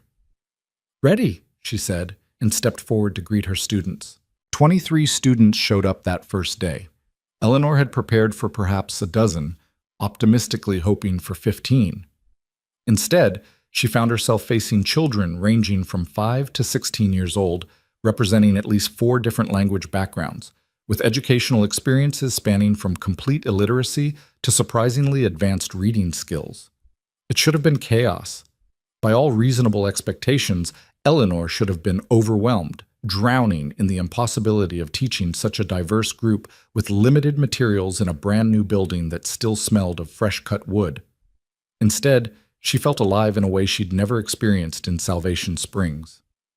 "Welcome, Chtas," she said, standing before her students with her heart pounding but her voice steady. "My name is Miss Whitmore, and this is our school. Not my school, our school. Because what we build here, we build together." She looked at each face. Anglo children with sunburned noses and darned clothes, Navajo children watching her with cautious curiosity, the Morrison children, including little Jenny, who waved enthusiastically, 2 Mexican siblings whose family had recently homesteaded 5 miles south. Some of you speak English as your first language. Others speak Navajo or Spanish or are learning all 3. Some of you can already read, and some of you are just beginning. None of that matters. What matters is that you're here, ready to learn. And I promise you this, in this classroom, every language is valued, every question is welcome, and every student matters equally. A hand shot up. It was one of the Navajo boys, perhaps 10 years old. "Yes?" Eleanor prompted. "My father says Anglo schools punish children for speaking Navajo. Will you do that?" The room went silent. Every Navajo child was watching her intently, as were several of the Anglo children who seemed curious about her answer. "Never," Eleanor said firmly. "In fact, we're going to do something different here. We're going to learn from each other. I'm going to teach you reading and writing in English, mathematics, science, history. But Miss Desba," she gestured to the young Navajo woman sitting quietly in the back corner, "is going to teach all of us about Navajo language and culture. Because knowledge flows in many directions, and we're all students and teachers at the same time." She saw surprise and approval ripple through the room. Even Desba looked stunned and pleased. The first day was organized chaos, but it was productive chaos. Eleanor assessed each student's abilities, organized them into flexible groups based on skill level rather than age, and began the careful work of building a classroom community from children who had little in common except their presence in this room. By the time she dismissed them that afternoon, Eleanor was exhausted but exhilarated. Lucas was waiting outside, having watched the final hour through the window while pretending to work on the ranch house foundation. "How did it go?" he asked, though his smile suggested he already knew. "It was terrifying and wonderful and completely overwhelming," Eleanor said, sagging against him. "I have no idea what I'm doing, but I think we're actually going to make this work." "Of course you are," Lucas said, kissing her forehead. "I never doubted it for a moment." The first weeks of school were a learning experience for everyone. Eleanor developed a system where older students helped teach younger ones, creating a cooperative environment rather than a competitive one. Desba's language and cultural lessons became a highlight of each day, with Anglo children fascinated by Navajo stories and traditions, while Navajo children gained confidence seeing their heritage treated with respect and interest. Eleanor also discovered that teaching on the frontier required a flexibility she'd never needed in Salvation Springs. When one of the homesteading families needed all hands for harvest, their children missed a week of school, so Eleanor prepared packets of work they could do in the evenings and adjusted her lessons to accommodate their absence. When winter storms made travel dangerous, she held lessons for whichever children could make it safely and sent materials home with them for their siblings. The community began to coalesce around the school in ways Eleanor hadn't anticipated. Parents started gathering after they dropped off their children, exchanging news and assistance. Martha Reynolds organized a lending library using books donated from various households. The Morrison family, still grateful for Eleanor's help with Jenny, provided fresh milk and eggs for students who came to school without breakfast. Lucas's ranch was thriving as well. With Jennings managing much of the daily cattle operation, Lucas had time to work on building the ranch house and establishing relationships with neighboring homesteaders and Navajo communities. He and Eleanor fell into an easy rhythm, working separately during the day, coming together in the evenings to share meals and conversation, planning their future with a mixture of practicality and dreams. 3 months into the school year, Eleanor received a letter that had been forwarded through multiple locations before finally reaching her. It was from the Boston Ladies Educational Society, inquiring about her decision regarding their teaching offer. She read it sitting at her desk after school had dismissed, remembering the woman she'd been when she first received their invitation, that Eleanor had been desperate for escape, willing to travel 3,000 miles to find a place where her education wouldn't be seen as a character flaw. This Eleanor had built that place herself. She wrote back that evening, declining their generous offer, but thanking them for the opportunity. She also included a detailed description of the school she'd established, the multicultural curriculum she was developing, and the challenges of frontier education. Perhaps, she suggested, their society might be interested in supporting such efforts with donated books and materials. "Are you sure?" Lucas asked, reading over her shoulder. "Boston would be easier in many ways, more resources, more support, less daily struggle." "I'm absolutely sure," Eleanor said. "I don't want easier. I want meaningful. And this—" She gestured to the schoolhouse visible through their window, to the ranch taking shape around them, to the vast territory beyond. "This is the most meaningful thing I've ever done." Lucas wrapped his arms around her from behind, resting his chin on her shoulder. "Have I mentioned lately that I'm in awe of you?" "Not since this morning," Eleanor said, leaning back into his warmth. "But I never tire of hearing it." Winter brought new challenges. Snow made travel difficult, and several students couldn't attend regularly. Eleanor adapted by riding to distant homesteads when weather permitted, bringing lessons and materials directly to families who couldn't make the journey to school. Lucas accompanied her on these trips, and together they became fixtures in the scattered community, the teacher and the rancher who were building something new. It was during one of these winter visits that Eleanor had a conversation that would change everything. They'd stopped at a Navajo settlement to drop off materials for Desba's younger siblings.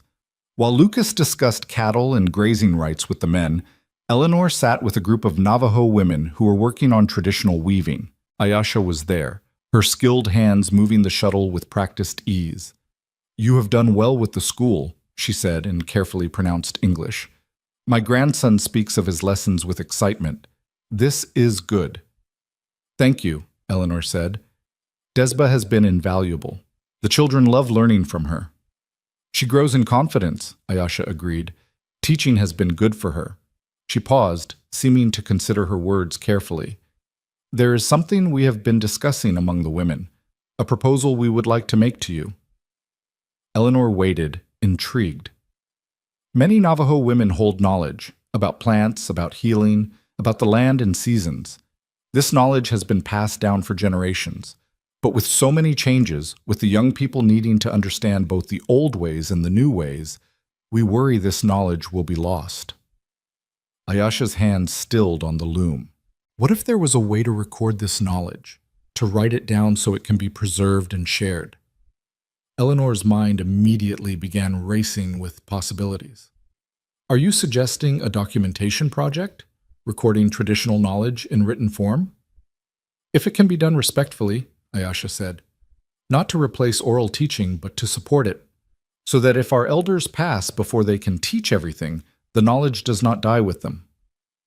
"I would be honored to help with such a project," Eleanor said carefully, "but it should be controlled by your community. You should decide what gets recorded, how it's recorded, who has access to it. I could teach writing and documentation methods, but the knowledge itself belongs to you." Ayasha smiled, the first truly warm smile Eleanor had seen from her. "This is why we trust you. You understand that knowledge has ownership, has sacred aspects. Many Anglo people do not understand this." Over the next several months, Eleanor worked with a group of Navajo women and elders to develop a documentation system for traditional knowledge. It was painstaking work, requiring careful translation and cultural sensitivity, but it was also profoundly rewarding. Eleanor learned as much as she taught, gaining deep respect for the complexity and sophistication of Navajo knowledge systems. Lucas supported the project enthusiastically, providing materials and helping to build relationships with neighboring Navajo communities who became interested in similar documentation efforts. "This is bigger than just our school now," he observed one evening as Eleanor worked on transcribing medicinal plant knowledge. "This could preserve cultural knowledge across the entire region." "It could," Eleanor agreed. "And it's all because Ayasha and her community were willing to trust me, willing to take a risk on collaboration instead of isolation." "Just like we did," Lucas said quietly. Eleanor looked up from her work, meeting his eyes. "Exactly like we did." Spring brought a surprise visitor. Eleanor was teaching an advanced mathematics lesson to her older students when a well-dressed woman appeared in the schoolhouse doorway. She was perhaps 50, with silver-threaded hair and the bearing of someone accustomed to authority. "Miss Whitmore?" the woman inquired. "I'm Dr. Catherine Harrison from the Territorial Education Board.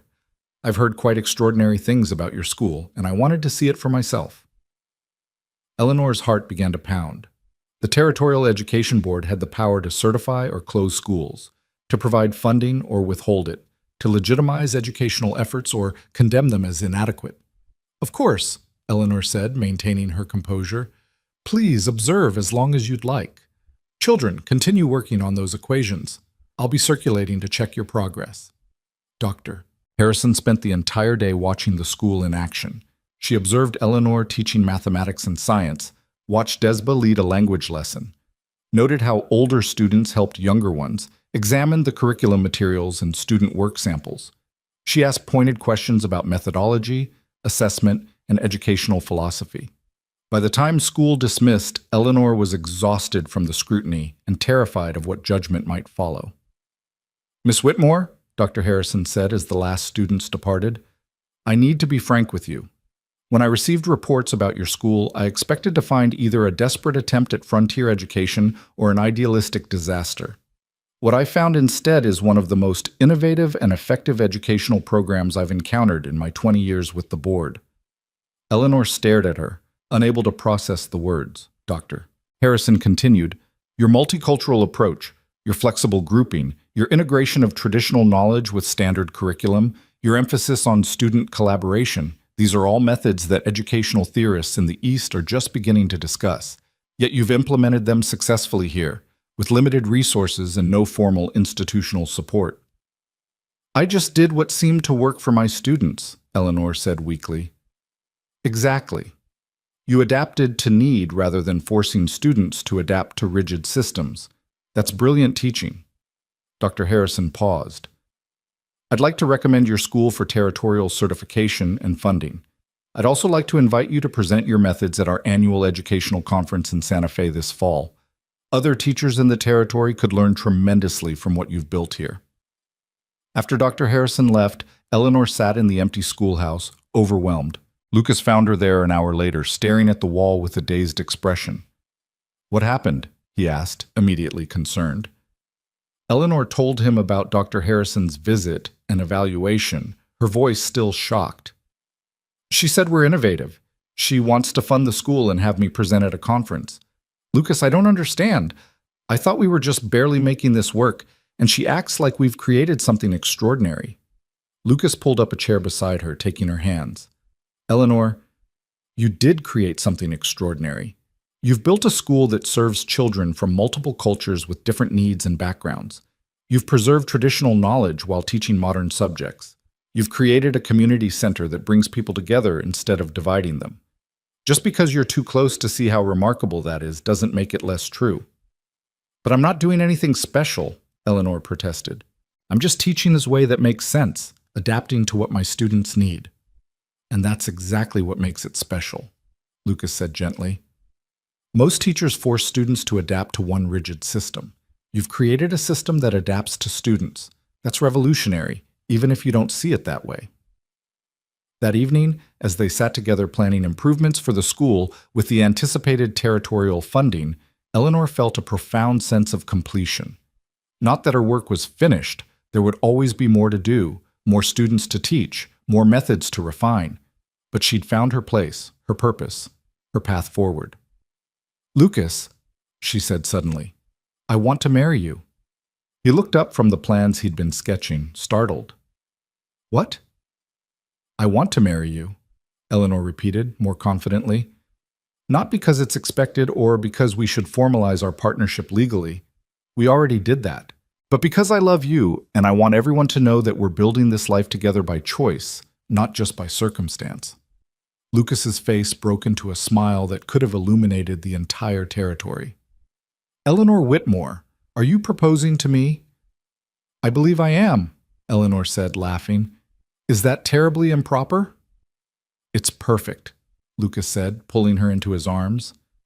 And yes, absolutely yes, I would be honored to marry you.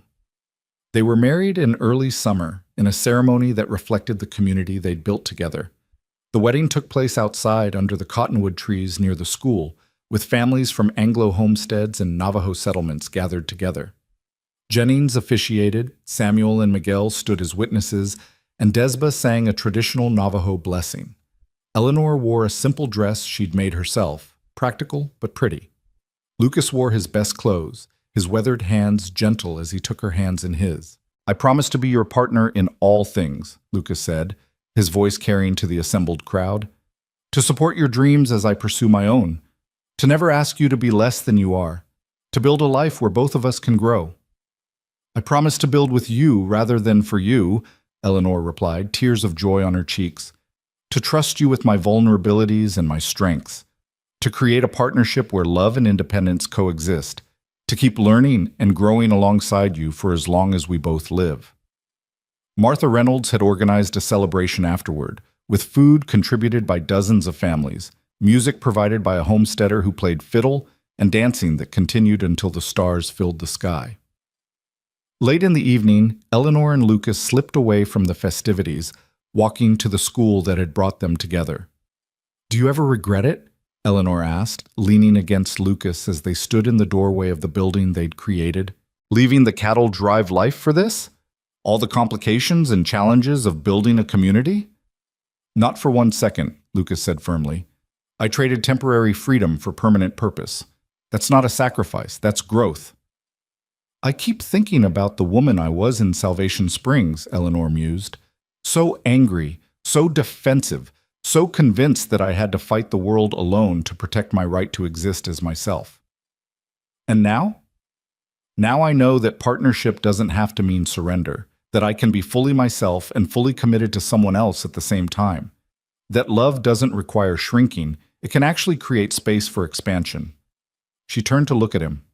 You taught me that, just by being exactly who you are. You taught me something too, Lucas said. I spent years assuming that because I lacked formal education, I was somehow less capable of understanding complex ideas. You showed me that intelligence isn't about credentials or schooling. It's about curiosity and willingness to learn. You gave me back my confidence in my own mind. They stood in comfortable silence, watching the celebration continue in the distance, both of them contemplating the path that had brought them to this moment.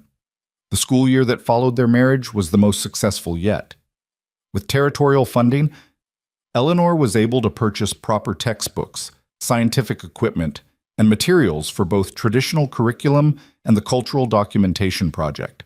The student body grew to 38 children, requiring Eleanor to hire an assistant teacher, a young woman from Santa Fe who'd heard about the school's innovative methods and wanted to learn from Eleanor. The ranch thrived as well, becoming known throughout the territory for quality cattle and fair dealing. Lucas and Jennings expanded the operation, hiring additional hands and establishing the ranch as an economic anchor for the scattered community. But perhaps more importantly, the community itself flourished.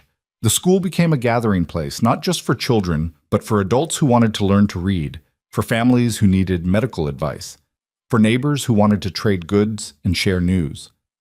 The Navajo settlements and Anglo homesteads, once wary of each other, began to cooperate more readily, finding common ground in shared concerns about water rights, grazing land, and the education of their children. Eleanor's presentation at the Santa Fe Educational Conference was a triumph. Teachers from across the territory were fascinated by her multicultural approach and her methods for accommodating diverse student needs with limited resources. Several asked if they could visit her school to observe her methods firsthand. You're becoming famous, Lucas teased when she returned home with letters from a dozen teachers requesting visits. I'm becoming useful, Eleanor corrected. There's a difference. 2 years after their marriage, Eleanor realized she was pregnant. The news filled her with a complicated mixture of joy and fear. She'd seen too many women disappear into motherhood, their other identities and ambitions swallowed by the demands of child-rearing. Lucas found her sitting by the creek one evening, her hand resting on her still flat stomach, her expression troubled.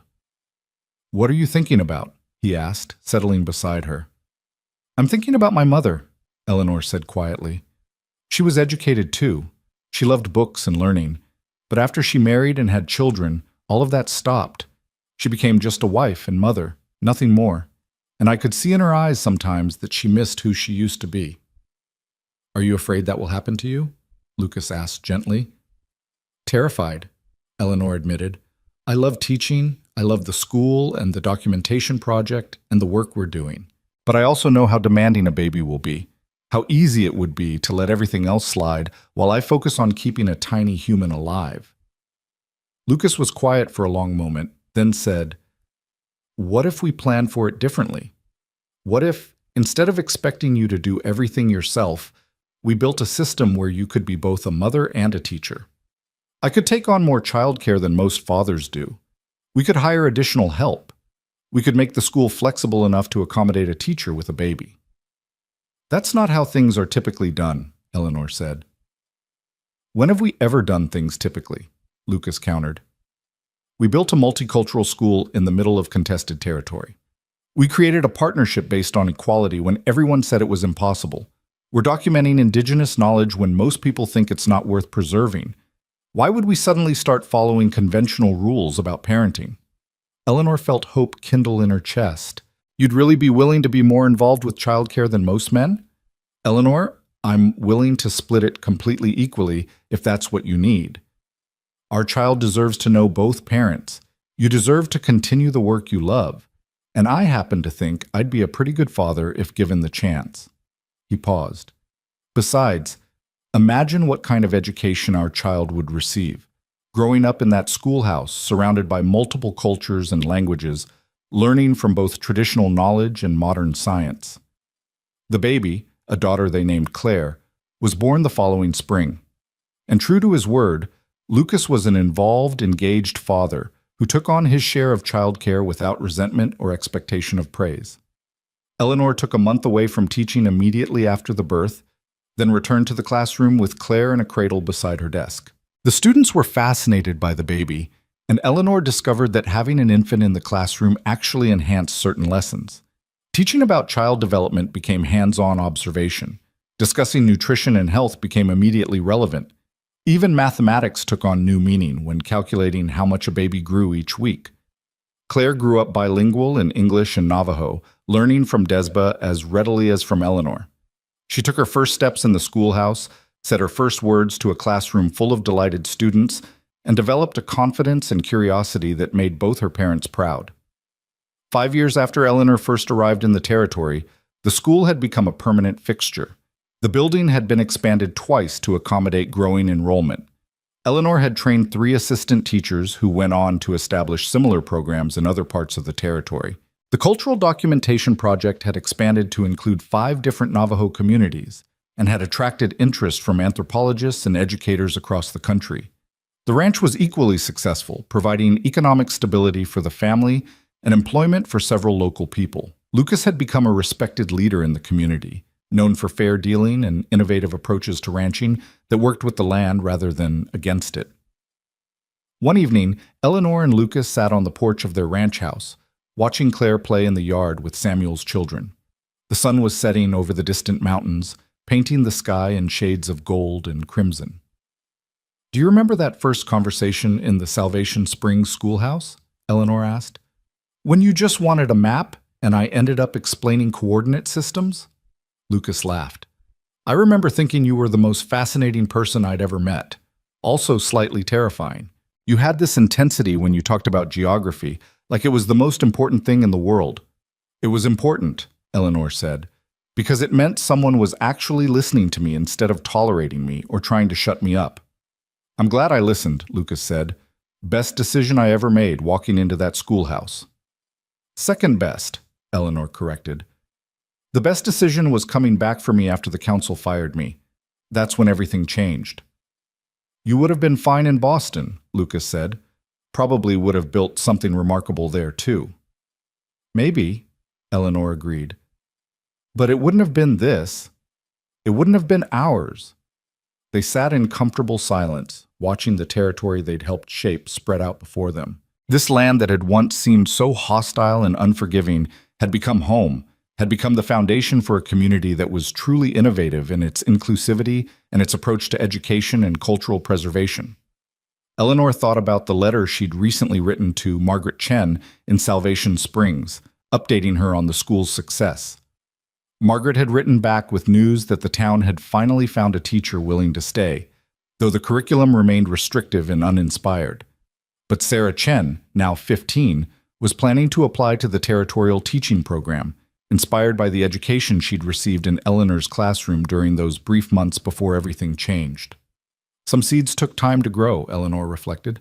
Some changes happened slowly, almost invisibly, before suddenly becoming undeniable. Eleanor, Lucas said suddenly, I need to tell you something. She turned to look at him, concerned by his serious tone. I know we built this together, he continued. I know I contributed the land and the labor and the community connections. But I want you to understand this is yours.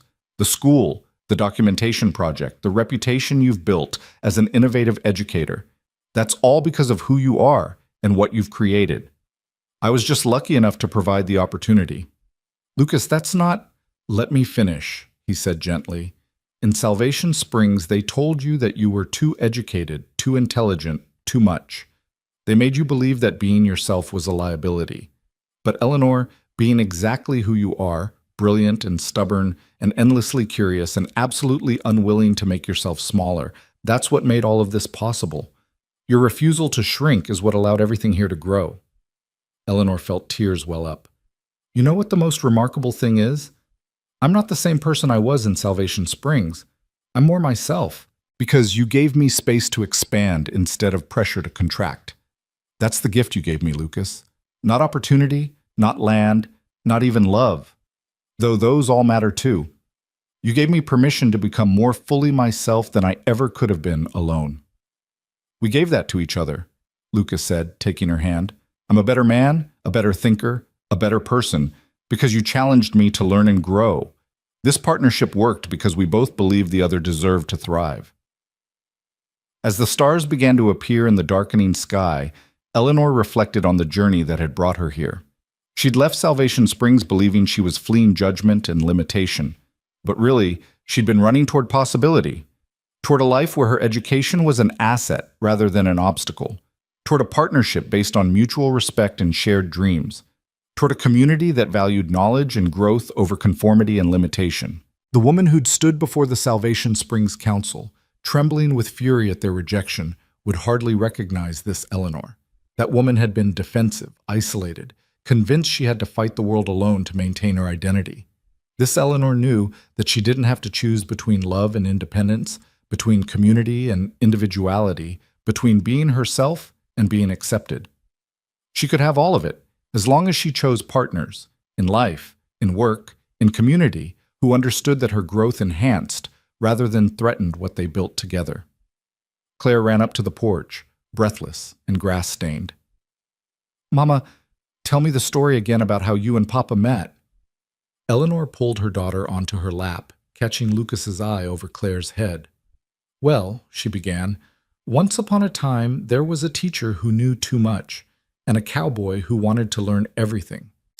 And as Eleanor told the story of maps and conversations, of courage and choices, of building something new from nothing but possibility and partnership, she realized this was the lesson she most wanted to pass on.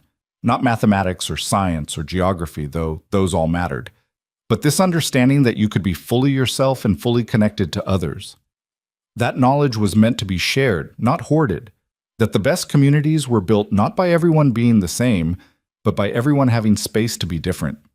The school she and Lucas had created would continue long after they were gone. The cultural documentation project would preserve knowledge for generations. The community they'd helped build would adapt and grow, facing challenges they couldn't imagine yet. But the real legacy, Eleanor thought, wasn't buildings or programs or documented knowledge. It was the principle they'd proven through their lives together, that partnership didn't require surrender, that love could create space for growth, and that being too much for small-minded people just meant you were exactly right for building something extraordinary.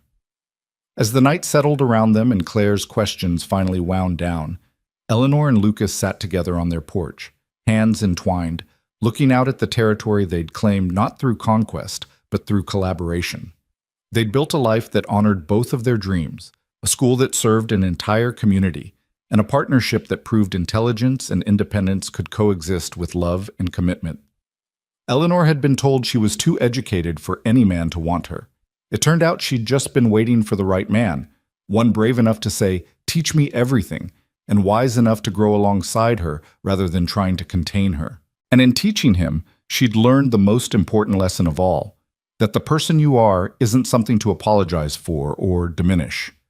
It's the foundation for everything you can build, if you find the courage to remain yourself and the wisdom to choose partners who want you to flourish rather than shrink. The stars wheeled overhead, ancient and constant. The territory stretched vast and full of promise in every direction. And Eleanor Whitmore Reed, once deemed unmarriageable for the crime of being educated, sat beside the man who'd loved her not despite her brilliance, but because of it, knowing that she'd finally found the place where she could be everything she was meant to be: teacher, scholar, wife, mother, community builder, and most importantly, herself.